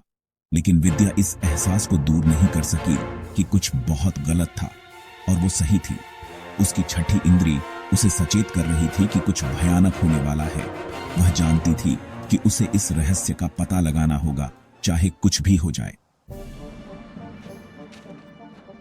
कालिदास अब इसे सूंघ सकते थे। एक शिकारी की गंध रोजमर्रा की जिंदगी के पीछे छिपी हुई। हत्यारा कोई भूत नहीं था, बल्कि इन महिलाओं के जीवन के ताने बाने में बुना हुआ कोई था। उन्होंने हर केस फाइल को फिर से देखा। हर विवरण उनकी खून से लथपथ आंखों के सामने तैर रहा था। Gym, phone record, online footprint, सब कुछ सावधानी पूर्वक निराशा का भ्रम पैदा करने के लिए बनाया गया था। हत्यारा अकेलेपन की भाषा समझता था। उसने उनके जीवन की दरारों का फायदा उठाया, उन्हें इस्तीफे के अंतिम कार्य में हेरफेर किया। लेकिन क्यों? मकसद क्या था? सच्चाई जब आखिरकार सामने आई तो कालिदास की कल्पना से भी ज्यादा खौफनाक थी। यह एक ऐसा रहस्य था जो धीरे धीरे खुल रहा था, जैसे कोई पुरानी किताब के पन्ने पलट रहा हो। हर पन्ना एक नई डरावनी कहानी बयां कर रहा था, और कालिदास के लिए यह सब कुछ एक बुरे सपने जैसा था। हत्यारा अंधेरे में छिपा कोई साया नहीं था। वह कोई अदृश्य शक्ति नहीं थी, बल्कि एक ऐसा व्यक्ति था जो हमारे बीच ही था। उसकी पहचान इतनी साधारण थी कि कोई भी उस पर शक नहीं कर सकता था। वो वहीं था, साफ नजरों के सामने छिपा हुआ। उसकी चालाकी और धूर्तता ने उसे एक अदृश्य परछाई बना दिया था। वह भीड़ में भी अलग नहीं दिखता था, लेकिन उसकी आंखों में एक अजीब सी चमक थी जो उसकी असली पहचान को बयां करती थी। युवा किराएदार अपनी बेचैन निगाहों और सावधानी पूर्वक बनाए गए व्यक्तित्व के साथ उनके दुख का रचयिता था। उसकी हर हरकत, हर मुस्कान एक योजना का हिस्सा थी। वह एक ऐसा कलाकार था जिसने अपने चारों ओर एक जाल बुन रखा था।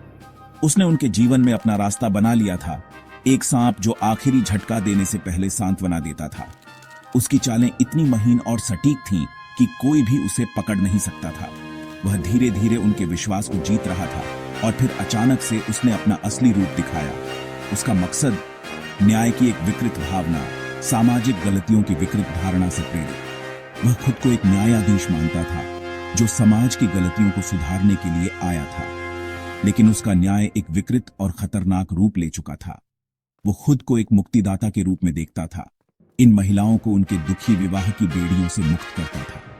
उसकी सोच में वह एक नायक था जो पीड़ितों को उनके दुख से छुटकारा दिला रहा था, लेकिन उसकी हरकतें एक राक्षस की तरह थीं, एक राक्षस के वेश में एक रक्षक। उसकी दोहरी पहचान ने उसे और भी खतरनाक बना दिया था। वह एक ऐसा व्यक्ति था जो दिन में साधारण और रात में खतरनाक बन जाता था। उसकी असली पहचान जानने के बाद कालिदास को समझ में आया कि वह कितनी बड़ी भूल कर चुका था। शहर बना रहा। उसकी रफ्तार कभी धीमी नहीं होती। दिन हो या रात, यह शहर हमेशा जागता रहता है, अपनी कहानियों को बुनता हुआ, अपने रहस्यों को छुपाता हुआ।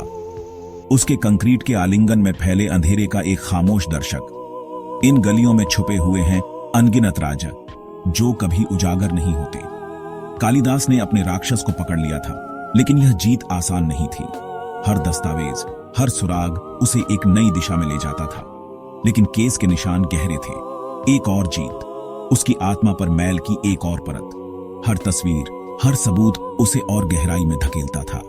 उसकी आत्मा पर मैल की एक और परत। वह अकेला चलता था, अपने विचारों में खोया हुआ, अपने ही सवालों के जवाब ढूंढता हुआ। महिलाओं के रोने की गूंज बनी रही, उनके दर्द की आवाजें उसके कानों में गूंजती रहीं। यह गूंज उसे चैन से सोने नहीं देती थी। जीवन की नाजुकता की एक भूतिया याद। हर तस्वीर, हर मोमबत्ती की लौ उसे उन महिलाओं की याद दिलाती थी जिनकी कहानियां अधूरी रह गईं, और उसके अपने घर से सन्नाटा बहरा कर देने वाला था। वह अपने ही घर में अकेला बैठा रहता, उस सन्नाटे से लड़ता हुआ। उसने शहर को बचा लिया था, लेकिन उसकी अपनी लड़ाई अभी बाकी थी। वह शहर की ऊंचाइयों से नीचे देखता, सोचता कि क्या उसने सच में कुछ बदला है, लेकिन उसे खुद से कौन बचाएगा। वह अपने ही प्रतिबिंब को देखता, अपने ही सवालों से जूझता। केस बंद हो गया था, लेकिन सवाल बने हुए थे। हर बंद फाइल के पीछे एक नई कहानी छुपी होती थी, लेकिन सवाल बने हुए थे। वह उन तस्वीरों को देखता, उन नोट्स को पढ़ता और हर बार एक नया सवाल उसके सामने खड़ा हो जाता। उनके बीच और कितने राक्षस घूमते थे, सामान्यता के मुखौटों के पीछे छिपे हुए। वह भीड़ में उन चेहरों को देखता, सोचता कि कौन असली है और कौन नकली। सामान्यता के मुखौटों के पीछे छिपे हुए। हर चेहरा एक कहानी कहता था, लेकिन कौन सी कहानी सच थी, यह जानना मुश्किल था। परछाइयों में और कितने खामोश शिकार इंतजार कर रहे थे। वह उन अंधेरी गलियों में चलता, सोचता कि कितने और रहस्य इन परछाइयों में छुपे हुए हैं। सद्दाम हुसैन नाम सुनते ही काफी कुछ याद आ जाता है। सालों सालों तक इराक की पॉलिटिक्स में उनका बोलबाला रहा। उनका राज तरक्की और बेरहमी दोनों से भरा रहा। सद्दाम को समझना है तो सिर्फ नाम के पीछे नहीं देखना होगा। सद्दाम की कहानी इराक के उलट पुलट इतिहास से जुड़ी हुई है। उन्होंने कुप्स, वॉर्स और इंटरनेशनल प्रेशर सब कुछ देखा। उनके एक्शंस ने इराक की किस्मत बदल दी और पूरी दुनिया पर असर डाला। आज भी सद्दाम की लाइफ पर बहुत चर्चा और बहस होती है। सद्दाम का बचपन गरीबी और अस्थिरता में गुजरा। उनका जीवन शुरू से ही कठिनाइयों से भरा था और उन्हें अपने बचपन में ही कई मुश्किलों का सामना करना पड़ा। उनके परिवार को अक्सर रोजी रोटी के लिए संघर्ष करना पड़ा था और उन्हें अपने जीवन के प्रारंभिक वर्षों में ही गरीबी का सामना करना पड़ा। उनका जन्म 1937 में तिक्रित में हुआ था, जो बगदाद के नॉर्थ में है। तिक्रित एक छोटा सा शहर था जहां के लोगों का जीवन अक्सर कठिनाइयों से भरा होता था। सद्दाम के जन्म के समय इराक एक आर्थिक और राजनीतिक अस्थिरता से गुजर रहा था, जो उनके परिवार के जीवन को और भी कठिन बना रहा था। जन्म से पहले ही उनके पिता का देहांत हो गया और परिवार मुश्किल में आ गया। उनकी मां सुबहतुल्फा अल मुसलात ने अपने बच्चों को अकेली ही पाला। उन्होंने अपने परिवार को संभलने के लिए कई तरीके अपनाए, लेकिन उन्हें अक्सर सामाजिक और आर्थिक कठिनाइयों का सामना करना पड़ता था। सद्दाम की परवरिश उनके चचाओं ने की, जिनमें से एक ने उनमें अरब नेशनलिज्म की भावना भरी। उनके चचा खैरालत तल्फा ने उन्हें अरब राष्ट्रवाद और इराक के स्वतंत्रता के लिए लड़ने की प्रेरणा दी। ये विचार उनके जीवन पर गहरा प्रभाव डालने लगे और उन्होंने अपने चचा से बहुत कुछ सीखा। सद्दाम का बचपन हिंसा और कठिनाइयों से भरा रहा। उन्होंने अपने आसपास हिंसा और असुरक्षा को देखा, जो उनके विचारों को प्रभावित करने लगा। उन्होंने अपने जीवन के प्रारंभिक वर्षों में ही सामाजिक और राजनीतिक अस्थिरता का सामना किया, जो उनके विचार और व्यवहार को प्रभावित करने लगा। उन्होंने इराक में फैली गरीबी और असमानता को अपनी आंखों से देखा। यह अनुभव उनके विचारों को गहरा प्रभावित करने लगे और उन्होंने अपने देश के लोगों के दुख दर्द को समझना शुरू किया। उन्होंने देखा कि कैसे गरीबी और असमानता ने लोगों के जीवन को प्रभावित किया और यह अनुभव उनके विचारों में गहरा प्रभाव डालने लगे। इन सब बातों ने उनके विचारों और पावर की इच्छा को बढ़ाया। उन्होंने सोचा कि अगर उन्हें पावर मिल जाए तो वो अपने देश के लोगों के जीवन को सुधार सकते हैं। ये विचार उनके मन में गहरा बैठ गया और उन्होंने अपने जीवन का लक्ष्य बना लिया कि वो अपने देश के लोगों के जीवन को बेहतर बनाएंगे। छोटी उम्र में ही बेहतर जिंदगी की तलाश में सद्दाम बगदाद चले गए। बगदाद उस समय इराक का राजनीतिक और आर्थिक केंद्र था और सद्दाम ने सोचा कि वहां जाकर वो अपने जीवन को बेहतर बना सकते हैं। उन्होंने अपने सपनों को पूरा करने के लिए बगदाद का रुख किया और वहां अपने जीवन को नए आयाम देने की कोशिश की। बगदाद में सद्दाम बाथ पार्टी में शामिल हो गए। बाथ पार्टी एक पान अरब सोशलिस्ट आंदोलन था। इसका मकसद अरब दुनिया को एक करना और कॉलोनियल कंट्रोल से मुक्ति दिलाना था। सद्दाम जल्दी ही पार्टी में आगे बढ़ने लगे और दिखा दिया कि वो काबिल और कठोर हैं। 1959 में सद्दाम ने एक कुप में हिस्सा लिया, जो नाकाम रहा। वो इजिप्ट भाग गए, जहां वो पॉलिटिक्स में एक्टिव रहे। 1963 में जब एक और कुप के बाद बाथ पार्टी सत्ता में आई तो वो इराक लौट आए, लेकिन उनका राज ज्यादा दिन नहीं चला। 1968 में बाथ पार्टी फिर से सत्ता में आ गई और सद्दाम का बड़ा रोल रहा। धीरे धीरे उन्होंने पार्टी और देश पर अपनी पकड़ मजबूत कर ली। 1979 में सद्दाम इराक के अनडिस्प्यूटेड लीडर बन गए। उन्होंने अपने ओपोनेंट्स को बेदर्दी से खत्म कर दिया और एक टोटलिटेरियन रेजिम बना लिया। सद्दाम ने मॉडर्नाइजेशन के बड़े प्रोग्राम शुरू किए। उन्होंने इंफ्रास्ट्रक्चर, एजुकेशन और हेल्थ केयर में काफी पैसा लगाया। ऑयल रेवेन्यू से इराक की इकोनॉमी तेजी से बढ़ी। सद्दाम खुद को एक मॉडर्नाइजर और अरब दुनिया के चैंपियन के रूप में दिखाना चाहते थे। सेक्शन 5 जुंग का साया। सद्दाम के राज में कई लड़ाइयां हुई। 1980 में उन्होंने ईरान के खिलाफ एक भयंकर जुंग छेड़ दी। ईरान इराक युद्ध 7 साल तक चला और हजारों लोगों की जान ले ली। यह जुंग बिना किसी फैसले के खत्म हुई और इराक की इकोनॉमी खराब और वो पॉलिटिकली अकेले बैठ गए। 1990 में सद्दाम ने कुवैत पर हमला कर दिया और यूएस इराक का हिस्सा बताया। इस हरकत ने गल्फ वॉर शुरू कर दी। यूएस लेड कोalition ने इराकी फोर्सेस को जल्दी हरा दिया और कुवैत को आजाद करा दिया। दुनिया में सद्दाम की इमेज खराब हो गई। सेक्शन 6 अंदरूनी दबाव। अपने राज में सद्दाम ने डर और दबाव से सत्ता पर पक्की पकड़ बनाए रखी। उन्होंने एक बड़ा सिक्योरिटी अपराटस बनाया। उनका रेजिम हजारों इराकियों की मौत का जिम्मेदार था। अलग अलग जाति और धर्म के लोग परेशानी और हिंसा का शिकार हुए। सद्दाम ने हर तरह की आवाज दबाई। उन्होंने मीडिया को कंट्रोल किया और विरोध को चुप कराया। ह्यूमन राइट्स का बुरा हाल था। उनके रेजिम की बेरहमी के लिए इंटरनेशनल कम्युनिटी ने उनकी निंदा की। सेक्शन 7 बगावत की कीमत। गल्फ वॉर के बाद इराक पर सख्त इकोनॉमिक सैंक्शंस लागे। इन सैंक्शंस का मकसद सद्दाम पर दबाव बनाना था कि वो डिसआर्म करे और इंटरनेशनल लॉ का पालन करे, लेकिन इनका इराकी लोगों पर बुरा असर पड़ा। इकोनॉमी गिर गई और जरूरी चीजें मिलना मुश्किल हो गया। सद्दाम ने इंटरनेशनल कम्युनिटी की नहीं सुनी और वेपन्स इंस्पेक्टर्स के साथ पूरा सहयोग करने से इनकार कर दिया। उन्होंने खुद को वेस्टर्न इंपीरियलिज्म का शिकार बताया। उनकी बगावत ने इराकी लोगों की तकलीफ बढ़ा दी और इराक और अकेले पड़ गया। सेक्शन 8 एक दौर का एंड। सद्दाम हुसैन एक ऐसा नाम जो कई दशकों तक इराक की राजनीति और दुनिया भर की खबरों में छाया रहा।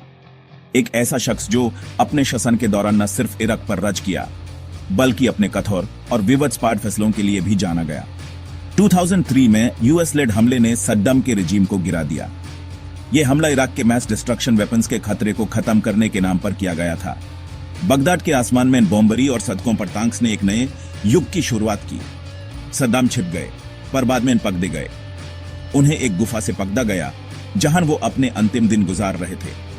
यह पकड़ना सिर्फ एक व्यक्ति का नहीं बल्कि एक पूरे युग का अंत था। सद्दाम पर क्राइम्स अगेंस्ट ह्यूमैनिटी के लिए मुकदमा छाला। कोर्ट रूम में उनका व्यवहार और उनकी बातें उनके कठोर स्वभाव को दर्शाती थी। उन्होंने अपने ऊपर लगे गए आरोपों को कभी नहीं माना। उन्हें दोषी पाया गया और मौत की सजा सुनाई गई। यह फैसला इराक और दुनिया भर में एक बाड़े मुड़े का कारण बना। कोर्ट रूम के अंदर और बाहर दोनों जगह इस फैसले पर विवाद हुआ। 2006 में उनकी फांसी के साथ एक दौर खत्म हो गया। उनकी फांसी ने इराक के इतिहास में एक नए अध्याय को जाम दिया। यह एक ऐसा पल था जो दुनिया भर में देखा और महसूस किया गया। सद्दाम की मौत पर कई तरह के रिएक्शंस आए। कुछ लोगों ने इसे न्याय का पल कहा तो कुछ ने इसे एक अत्याचारी कांड, लेकिन कुछ लोग ऐसे भी थे जो इसे एक ऐसे नेता कांड मानते थे जो वेस्ट के विरोध में खड़ा था। कुछ लोगों ने उनकी मौत पर खुशी मनाई तो कुछ लोग एक ऐसे लीडर के जाने का गम मनाया जिसने वेस्ट का सामना किया था। इराक में इस पल ने लोगों को 2 हिस्सों में बांट दिया। एक तरफ थी खुशी और दूसरी तरफ था गम। उनकी लेगेसी आज भी इराक और दुनिया को 2 हिस्सों में बांटती है। सद्दाम के बाद का इराक एक नया इराक था, लेकिन उनकी यादें और उनका प्रभाव आज भी लोगों के बीच जिंदा है। उनका शासन, उनकी नीतियां और उनका अंत सब कुछ आज भी चर्चित है। सेक्शन 9 विरोधी विरासत। सद्दाम हुसैन एक ऐसी विरासत छोड़ गए जिसके कई पहलू हैं और जिसके बारे में कई रयान हैं। उनकी जिंदगी और कार्यकाल को समझने के लिए हमें उनके विभिन्न पहलुओं पर गौर करना होगा। कुछ लोग उन्हें एक क्रूर डिक्टेटर के रूप में देखते हैं, जबकि कुछ लोग उनके राज में हुई प्रगति को भी महत्वपूर्ण मानते हैं। वो एक बेरहम डिक्टेटर थे जिन्होंने बहुत बुरे काम किए। उन्होंने अपने विरोधियों को निशाना बनाया, उनके खिलाफ कठोर कदम उठाए और अपने शासन को मजबूत बनाने के लिए किसी भी हद तक गए। उनके शासन में ह्यूमन राइट्स का उल्लंघन आम बात थी और उन्होंने अपने देश के लोगों पर अत्याचार किया। लेकिन उनके राज में इराक में स्टेबिलिटी और इकोनॉमिक ग्रोथ भी हुई। उन्होंने कई बड़े इंफ्रास्ट्रक्चर प्रोजेक्ट्स शुरू किए जो देश की अर्थव्यवस्था को मजबूती देने में मददगार साबित हुए। बगदाद का स्काईलाइन उनके समय में बदल गया और कई नए विकास के काम हुए। यह सब उनके शासन के एक अलग पहलू को दिखाता है। उनकी विरासत हमें याद दिलाती है कि बिना कंट्रोल के पावर कितनी खतरनाक हो सकती है। जब एक व्यक्ति के हाथ में इतनी ज्यादा शक्ति होती है तो उसका दुरुपयोग होने की संभावनाएं भी उतनी ही ज्यादा होती है। सद्दाम के शसान ने इस बात को स्पष्ट रूप से दिखाया। सद्दाम की कहानी एक सीख है ऑथोरिटेरियनिज्म के आकर्षण और खतरों के बारे में। यह हुमैन बताता है कि एक व्यक्ति के हाथ में अधिक शक्ति देना कितना खतरनाक हो सकता है। ऑथोरिटेरियनिज्म का आकर्षण हमेशा से रहा है, लेकिन इसके खतरे भी उतने ही बड़े हैं।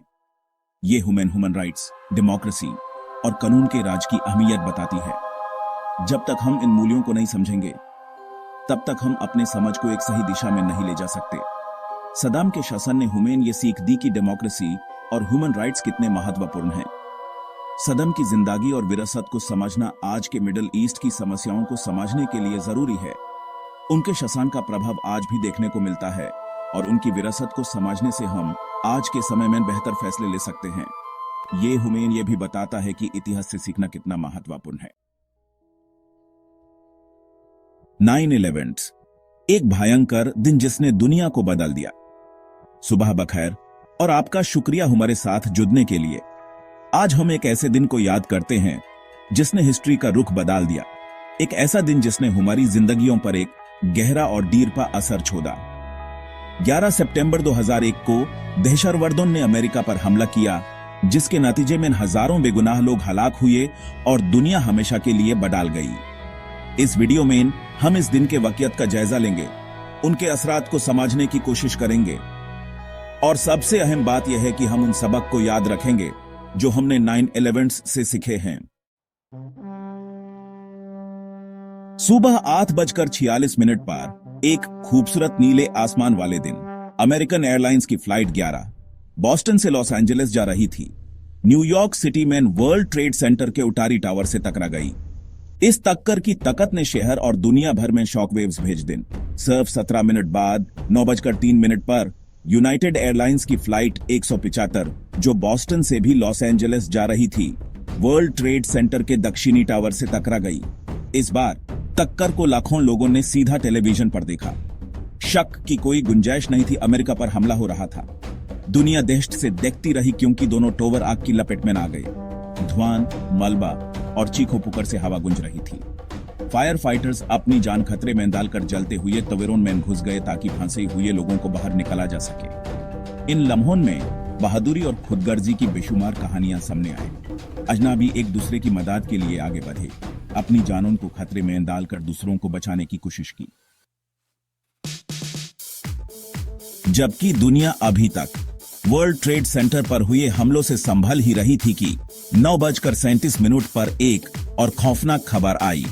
अमेरिकन एयरलाइंस की फ्लाइट सटर जो वॉशिंगटन डीसी के डलस इंटरनेशनल एयरपोर्ट से लॉस एंजलिस जा रही थी, पेंटागन जो कि अमेरिका का डिपार्टमेंट ऑफ डिफेंस का हेडक्वार्टर है, से टकरा गई। पेंटागन की इमारत के पश्चिमी साइड होने वाले इस टक्कर से एक जोरदार धमाका हुआ जिसने आसपास की इमारतों को भी हिलाकर रख दिया। आग के शोल और धुएं का एक बड़ा सा बादल आसमान पर छा गया। इस हमले में 184 अफराद हलाक हुए, जिनमें जहाज में सवार तमाम 64 अफराद और पेंटागन में मौजूद 125 अफराद शामिल थे। इस हमले ने अमेरिकन अवाम को दहशतगर्दी की वसत और शिद्दत का अंदाजा करवा दिया था। यह वजह हो चुका था कि यह कोई मामूली हमला नहीं था, बल्कि एक मुनज़्ज़म और मुत्तहिदा कार्रवाई थी जिसका मकसद अमेरिका को उसके कल्ब में निशाना बनाना था। इस दिन दहशतवादियों ने न सिर्फ इमारतों को निशाना बनाया, बल्कि उन्होंने हमारी आजादी, सलामती और जिंदगी गुजारने के तरीके पर भी हमला किया। 9/11 के वाकयात में चौथा और आखिरी जहाज यूनाइटेड एयरलाइंस की फ्लाइट 93 थी जो न्यू जर्सी के न्यूयॉर्क से सैन फ्रांसिस्को जा रही थी। 40 मिनट से ज्यादा की तखीर से उड़ान भरने वाली इस फ्लाइट को भी हिजाक कर लिया गया था, लेकिन इस बार मुसाफिरों और अमले ने दहशतवर्दों के इरादे को कामयाब नहीं होने दिया। हाईजैकर्स के जहाज पर काबू पाने के बाद मुसाफिरों और अमले ने अपने प्यारों को फोन करना शुरू कर दिए। उन्होंने वर्ल्ड ट्रेड सेंटर और पेंटागन पर होने वाले हमलों के बारे में सुना था और वो जानते थे कि उनका जहाज भी एक मुल्क हथियार बन चुका है। उन्होंने मिलकर फैसला किया कि वो हथियार नहीं बनेंगे। उन्होंने दहशतवर्दों का मुकाबला करने का फैसला किया, ये जानते हुए कि उनकी बहादुरी के क्या नतीजे निकल सकते हैं। मुसाफिरों और अमले ने मिलकर हिजाकर्स पर हमला कर दिया। उनकी कशमकश के दौरान जहाज पेंसिल्वेनिया के शैंक्सविल के करीब एक खेत में गिरकर तबाह हो गया। फ्लाइट 93 पर सवार तमाम 40 मुसाफिर और अमला हलाक हो गए।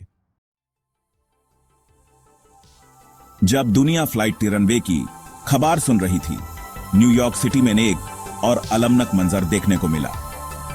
9:59 पर वर्ल्ड ट्रेड सेंटर का दक्षिणी टावर, जो करीबन 1 घंटे से आग की लपेट में था, जमीन पर गिर गया। इमारत के गिरने से धूल और मलबे का एक बड़ा सा बादल आसमान पर छा गया, जो मील दूर तक देखा जा सकता था। करीबन आधे घंटे बाद 10:28 पर उटारी टावर भी गिर गया, जिससे ज्यादा तबाही और धूल का एक और बादल पैदा हुआ। दोनों टावरों के गिरने से हजारों लोग मलबे ताले दब गए, जिनमें फायर फाइटर्स और दूसरे पहले जवाबदेह थे, जो अपनी जान जोखिम में डालकर लोगों को बचा रहे थे। 9/11 के हमलों में करीबन 3000 अफराद हलाक हुए, जिनमें 2753 अफराद न्यूयॉर्क सिटी में, 184 पेंटागन में और 40 पेंसिल्वेनिया में हलाक हुए। हलाक होने वालों में 90 से ज्यादा मुमालिक के शहरी शामिल थे, जिससे ये हमले एक आलमी सनहा बन गए।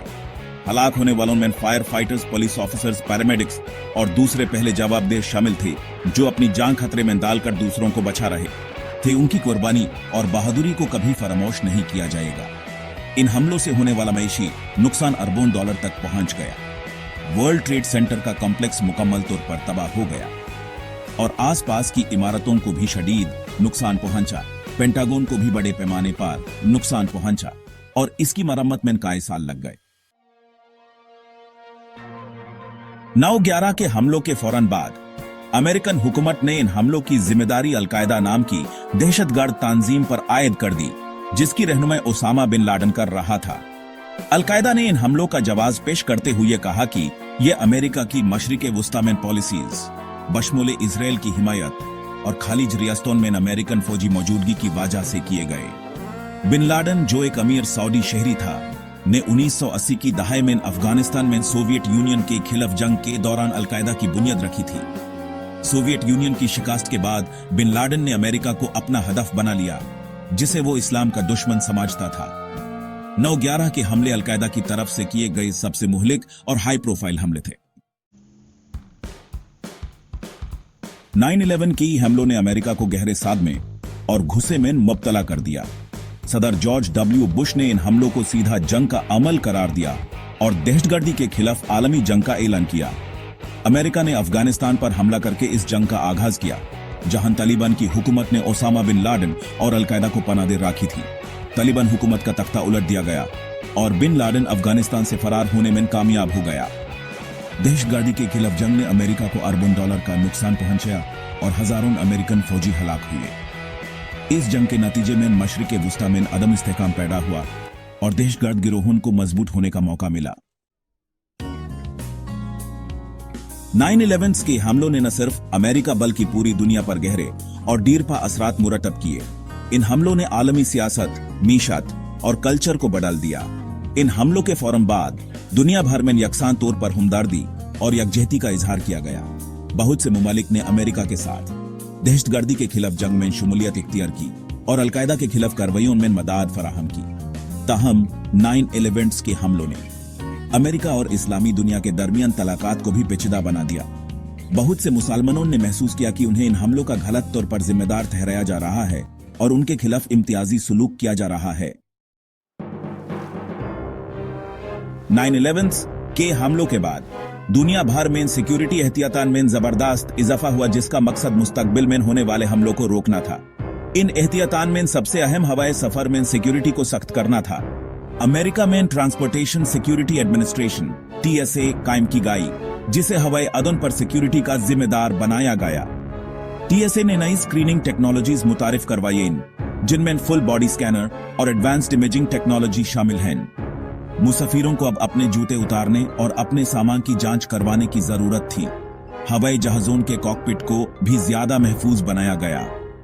कॉकपिट के दरवाजों को मजबूत बनाया गया और उनमें गोलियों से महफूज शीशे लगाए गए। 9/11 एक ऐसा दिन था जिसने दुनिया को हमेशा के लिए बदल दिया। इस दिन हमने इंतहा पसंदी और नफरत की तबाहकुन ताकत को अपनी आंखों से देखा।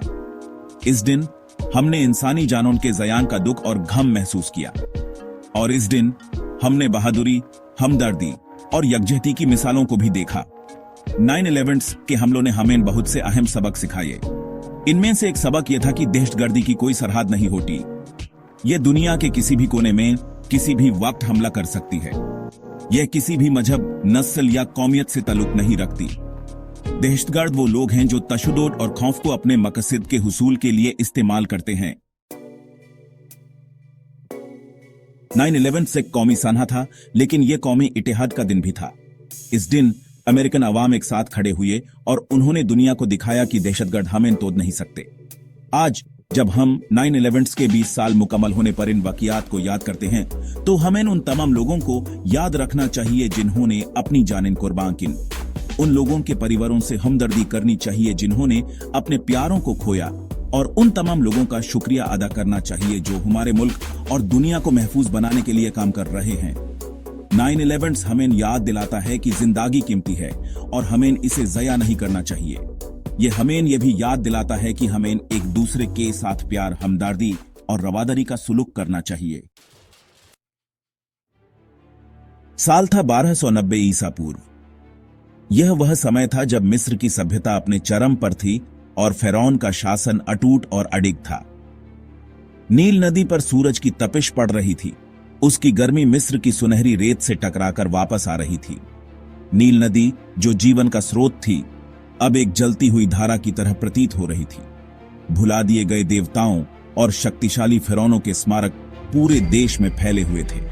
ये स्मारक, जो कभी महानता के प्रतीक थे, अब समय की धूल में खो गए थे। उन सबसे ऊंचे पिरामिड थे, विशाल मकबरे जो आसमान को छूते थे। ये पिरामिड, जो फिरौनों की शक्ति और धरोहर का प्रतीक थे, अब भी अपनी भव्यता से सबको चकित कर देते थे। ये फिरौन सेठी प्रथम का समय था, एक ऐसा शासक जो खुद को इंसानों के बीच एक भगवान मानता था। सेठी प्रथम, जिसकी शक्ति और अधिकार असीमित थे, ने मिस्र को अपने लोहे की मुट्ठी से नियंत्रित किया। सेठी प्रथम ने लोहे की मुट्ठी से राज किया। उसकी हर आज्ञा का पालन करना अनिवार्य था और उसकी हर इच्छा को पूरा करना प्रजा का कर्तव्य था। उसकी बात ही कानून थी। उसकी हर इच्छा पूरी होती थी। उसके दरबार में हर कोई उसकी आज्ञा का पालन करता था और उसकी हर बात को मानता था। वह खुद को सूर्य देवता रा का अवतार मानता था, जिसका नसीब न केवल मिस्र पर बल्कि स्वर्ग पर भी राज करना था। रा का अवतार होने के नाते सेठी प्रथम ने खुद को दिव्य और अजय माना। उसने पूरी वफादारी और आज्ञाकारिता की मांग की। उसकी प्रजा ने उसे भगवान की तरह पूजा और उसकी हर आज्ञा का पालन किया। जिसने भी उसका विरोध करने की हिम्मत की, उसे उसके क्रोध का सामना करना पड़ा। एक ऐसा क्रोध जो रेगिस्तानी सूरज की तरह झुलसा देने वाला था। सेठी प्रथम का क्रोध इतना भयानक था कि कोई भी उसकी अवज्ञा करने की हिम्मत नहीं करता था। एक दोपहर सेठी प्रथम ने एक ऐसा हुक्म जारी किया जिससे पूरे देश में डर और नाराजगी फैल गई। यह हुक्म इतना कठोर और अन्यायपूर्ण था कि हर कोई स्तब्ध रह गया। उसने घोषणा की कि कोई भी, यहां तक कि उसके सबसे भरोसेमंद सलाहकार भी, उस महिला से प्यार नहीं कर सकते जिससे वो प्यार करता है। यह घोषणा न केवल अन्यायपूर्ण थी बल्कि अत्यंत स्वार्थी भी थी। वह थी नेफरतारी, एक ऐसी महिला जिसकी सुंदरता खुद देवी देवताओं को टक्कर देती थी। नेफरतारी की सुंदरता और आकर्षण ने सेठी प्रथम को पूरी तरह से मोहित कर लिया था। इस हुक्म की अवज्ञा करने की सजा तुरंत और क्रूर थी, जिंदा ही ममीकरण, मौत से भी बदतर एक नसीब। यह सजा इतनी भयानक थी कि किसी ने भी इस हुक्म का उल्लंघन करने की हिम्मत नहीं की। दोषी को लिनन की पट्टियों में लपेटा जाएगा, उसके अंगों को निकाल दिया जाएगा और उसके शरीर को एक कब्र के घुटन भरे अंधेरे में सिकुड़ने के लिए छोड़ दिया जाएगा। यह सजा इतनी भयानक थी कि इसका ख्याल ही लोगों को कांपने पर मजबूर कर देता था। यह सेठी प्रथम का वादा था, उसकी असीमित शक्ति की एक भयानक याद दिलाने वाला। उसकी शक्ति और क्रूरता ने उसे इतिहास में एक निर्दयी शासक के रूप में स्थापित कर दिया। मिस्रवासियों की भीड़ में मेनेस नाम का एक युवा कारीगर फिरौन की पहुंच से बाहर एक जीवन का सपना देखने की हिम्मत करता था। वह एक साधारण जीवन जीता था, लेकिन उसके सपने असाधारण थे। वह अपने हाथों से चमत्कार कर सकता था, पत्थर को जीवन में बदल सकता था। वह एक प्रतिभाशाली मूर्तिकार था, उसके हाथ पत्थर से जान फूंक सकते थे। उसकी कला ने उसे एक विशेष स्थान दिलाया, लेकिन उसका दिल हमेशा कुछ और चाहता था। वह अपने काम में खो जाता था, हर मूर्ति में अपनी आत्मा का एक टुकड़ा डालता था। एक दिन उसका रास्ता नेफरतारी से मिला। नेफरतारी, जो फिरौन की दरबार की एक उच्च कुलीन महिला थी। उसकी सुंदरता और गरिमा ने मैनेस को मंत्रमुग्ध कर दिया। उनकी मुलाकात एक संयोग था, लेकिन उनके दिलों में एक गहरा संबंध था। उनका जुड़ाव तुरंत हो गया। उनका प्यार सेठी प्रथम के अत्याचार के साए में एक मना ज्वाला थी। वे जानते थे कि उनका प्यार खतरनाक था, लेकिन वे एक दूसरे के बिना नहीं रह सकते थे। उनका प्यार एक विद्रोह था, एक ऐसी दुनिया में जहां प्यार पर पहरा था। नेफरतारी ने मैनेस में एक दयालुता और विनम्रता देखी जो फिरौन में नहीं थी। वह उसकी सरलता और सच्चाई से प्रभावित थी। मैनेस ने नेफरतारी में एक ऐसी महिला देखी जो अपने समाज की सीमाओं से परे सोच सकती थी। उसने उसमें एक ऐसी आत्मा देखी जो रेगिस्तानी हवा की तरह आजाद थी, एक सोने के पिंजरे में कैद। नेफरतारी ने मैनेस में एक साथी पाया, एक ऐसा व्यक्ति जो उसकी आत्मा की गहराई को समझ सकता था। वे चुपके से मिले, खोजे जाने के लगातार डर के बीच खुशी के पल चुराते रहे। हर मुलाकात एक जोखिम थी, लेकिन वे हर पल को संजोते थे। उनका प्यार एक गुप्त बगीचा था जहां वे दुनिया की नजरों से दूर रह सकते थे। उनका प्यार एक खतरनाक रहस्य था जो उनकी जान ले सकता था, लेकिन वे जानते थे कि उनका प्यार सच्चा था और वे इसके लिए किसी भी खतरे का सामना करने को तैयार थे। उनका प्यार एक आग थी जो हर बाधा को जलाने के लिए तैयार थी। एक तारों भरी रात में उन्होंने एक दूसरे के लिए अपने प्यार की कसम खाई। वे जानते थे कि उनका प्यार हमेशा के लिए नहीं हो सकता, लेकिन उस रात वे अनंत काल के लिए एक हो गए। उनके दिलों में एक दूसरे के लिए एक अटूट बंधन था। वे जोखिमों को जानते थे, अवज्ञा की कीमत जानते थे। फिर भी एक दूसरे के लिए उनके प्यार ने सेठी प्रथम के क्रोध के डर को भी कम कर दिया। उनका प्यार एक शक्ति थी जो हर डर को मात दे सकती थी। वे जानते थे कि उनका प्यार एक चुनौती थी, लेकिन वे इसके लिए तैयार थे। वे एक दूसरे से चिपके रहे। उनका मना प्यार एक अंधेरी दुनिया में आशा की किरण था। उनका प्यार एक प्रकाश था जो हर अंधकार को दूर कर सकता था। वे जानते थे कि उनका प्यार एक संघर्ष था, लेकिन वे इसके लिए लड़ने को तैयार थे। लेकिन उनका राज हमेशा के लिए छिपा नहीं रह सका। एक दिन उनका प्यार उजागर हो गया और उन्हें अपने प्यार की कीमत चुकानी पड़ी। लेकिन वे जानते थे कि उनका प्यार सच्चा था और वे इसके लिए किसी भी बलिदान को तैयार थे। मैनेस और नेफरतारी की गुप्त मुलाकातों की खबर फिरौन तक पहुंच गई। ईर्ष्या के क्रोध में जलते हुए सेठी प्रथम ने उन्हें तुरंत पकड़ने का आदेश दिया। उसके पहरेदारों ने जोड़े को पकड़ लिया, उन्हें फिरौन के सिंहासन के सामने घसीट कर ले आए। मौत के सामने भी अडिग मैनेस ने नेफरतारी के लिए अपने प्यार का इजहार किया। उसकी आवाज खामोश हॉल में गूंज उठी। गुस्से से उसका चेहरा बिगड़ गया। सेठी प्रथम ने मैनेस को मौत की सजा सुनाई, लेकिन यह कोई साधारण फांसी नहीं थी। अपनी क्रूरता में फिरौन ने फैसला सुनाया कि मैनेस को जिंदा ही मम्मी बना दिया जाए। उसकी अनंत पीड़ा एक भगवान राजा की अवज्ञा करने की कीमत का प्रमाण बने। नेफरतारी, उसका दिल टूट गया।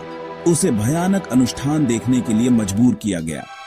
उसने डर के मारे देखा जैसे मैनेस, उसकी आंखें उसके लिए प्यार से भरी हुई थीं, धीरे धीरे और दर्दनाक रूप से लिनन और पिच के घुटन भरे अंधेरे में दफना दिया गया। उसकी चीखें पट्टियों से दबी हुई। मौत से खामोश होने के बाद भी उसके सपनों में लंबे समय तक उसे सताती रहीं। कहानी प्रचलित है कि फिरौन के खजाने में अपार शक्ति वाली एक किताब थी। यह किताब केवल एक साधारण पुस्तक नहीं थी, बल्कि एक रहस्यमयी वस्तु थी जो अनगिनत रहस्यों और शक्तियों को अपने भीतर समेटे हुए थी। उसके पन्ने प्राचीन चित्रलिपि से अंकित जीवन और मृत्यु, जादू और श्राप के रहस्यों को छुपाते थे। हर पन्ना एक नई कहानी कहता था, एक नई दुनिया का द्वार खोलता था। ऐसा कहा जाता था कि यह किताब पहले फिरौन को एक उपहार थी, ज्ञान के देवता थोथ का एक उपहार। थोथ, जो ज्ञान और जादू के देवता थे, ने इस किताब को फिरौन को सौंपा था ताकि वह अपने राज्य को समृद्धि और शक्ति की ऊंचाइयों तक ले जा सके। किताब ऑब्सीडियन में जड़ी हुई थी, उसके पन्ने रात की तरह काले थे। यह किताब अपने आप में एक रहस्य थी, एक ऐसा रहस्य जिसे केवल कुछ ही लोग समझ सकते थे। ऐसा कहा जाता था कि उसके पन्नों में वास्तविकता के ताने बाने को खोलने की कुंजी थी। यह किताब केवल एक साधारण पुस्तक नहीं थी, बल्कि एक जादुई वस्तु थी जो अनगिनत रहस्यों और शक्तियों को अपने भीतर समेटे हुए थी। लेकिन किताब को श्रापित भी कहा जाता था। यह श्राप इतना शक्तिशाली था कि जिसने भी इस किताब को छूने की कोशिश की, वह इसके प्रभाव से बच नहीं सका। जो लोग इसकी शक्ति चाहते थे, वे अक्सर खुद इससे ग्रस्त हो जाते थे। उनका दिमाग विकृत हो जाता था और उनकी आत्माएं जब्त हो जाती थीं। यह किताब एक ऐसा जाल थी जिसमें फंसने वाला कभी भी बाहर नहीं निकल पाता था। उनका दिमाग विकृत हो जाता था और उनकी आत्माएं जब्त हो जाती थीं। यह किताब एक ऐसा जाल थी जिसमें फंसने वाला कभी भी बाहर नहीं निकल पाता था। यह किताब एक ऐसा रहस्य थी जिसे समझना हर किसी के बस की बात नहीं थी। किताब की शक्ति से डरते हुए सेठी प्रथम ने इसे अपने मकबरे में गहराई में छिपा दिया था ताकि कोई भी इसे ढूंढ न सके। उसने इसे इतनी गहराई में छिपाया कि इसे ढूंढना लगभग असंभव था, जिसकी रक्षा घातक जाल और प्राचीन श्रापों की एक श्रृंखला द्वारा की जाती थी। ये जाल इतने खतरनाक थे कि जिसने भी इन्हें पार करने की कोशिश की वह कभी भी जीवित नहीं बच सका। उसका मानना था कि किताब इतनी खतरनाक थी कि इसे नश्वर लोगों के हाथों में नहीं छोड़ा जा सकता था, कि इसका जादू केवल खुद जैसे भगवान ही चला सकते हैं। यह किताब एक ऐसी वस्तु थी जिसे केवल देवता ही समझ सकते थे, कि इसका जादू केवल खुद जैसे भगवान ही चला सकते हैं। यह किताब एक ऐसी वस्तु थी जिसे केवल देवता ही समझ सकते थे। यह किताब एक ऐसा रहस्य थी जिसे समझना हर किसी के बस की बात नहीं थी। किताब के रहस्यों को खोलने के लिए केवल एक चाबी थी, एक स्कारब बीटल के दिल से बनाई गई एक अंगूठी जो पूर्णिमा के प्रकाश से धन्य है। यह अंगूठी एक ऐसी वस्तु थी जिसे ढूंढना लगभग असंभव था, जो पूर्णिमा के प्रकाश से धन्य है। यह अंगूठी एक ऐसी वस्तु थी जिसे ढूंढना लगभग असंभव था। यह अंगूठी एक ऐसा रहस्य थी जिसे समझना हर किसी के बस की बात नहीं थी। नील नदी की लय के साथ स्पंदित होने वाली अंगूठी जो फ़िरौन के महल में कहीं छिपी हुई है। यह अंगूठी एक ऐसी वस्तु थी जिसे ढूंढना लगभग असंभव था। अफवाह थी कि फ़िरौन के महल में कहीं छिपी हुई है किताब की भयानक शक्ति की एक मूक संरक्षक। यह अंगूठी एक ऐसी वस्तु थी जिसे ढूंढना लगभग असंभव था, किताब की भयानक शक्ति की एक मूक संरक्षक। यह अंगूठी एक ऐसी वस्तु थी जिसे ढूंढना लगभग असंभव था। यह अंगूठी एक ऐसा रहस्य थी जिसे समझना हर किसी के बस की बात नहीं थी।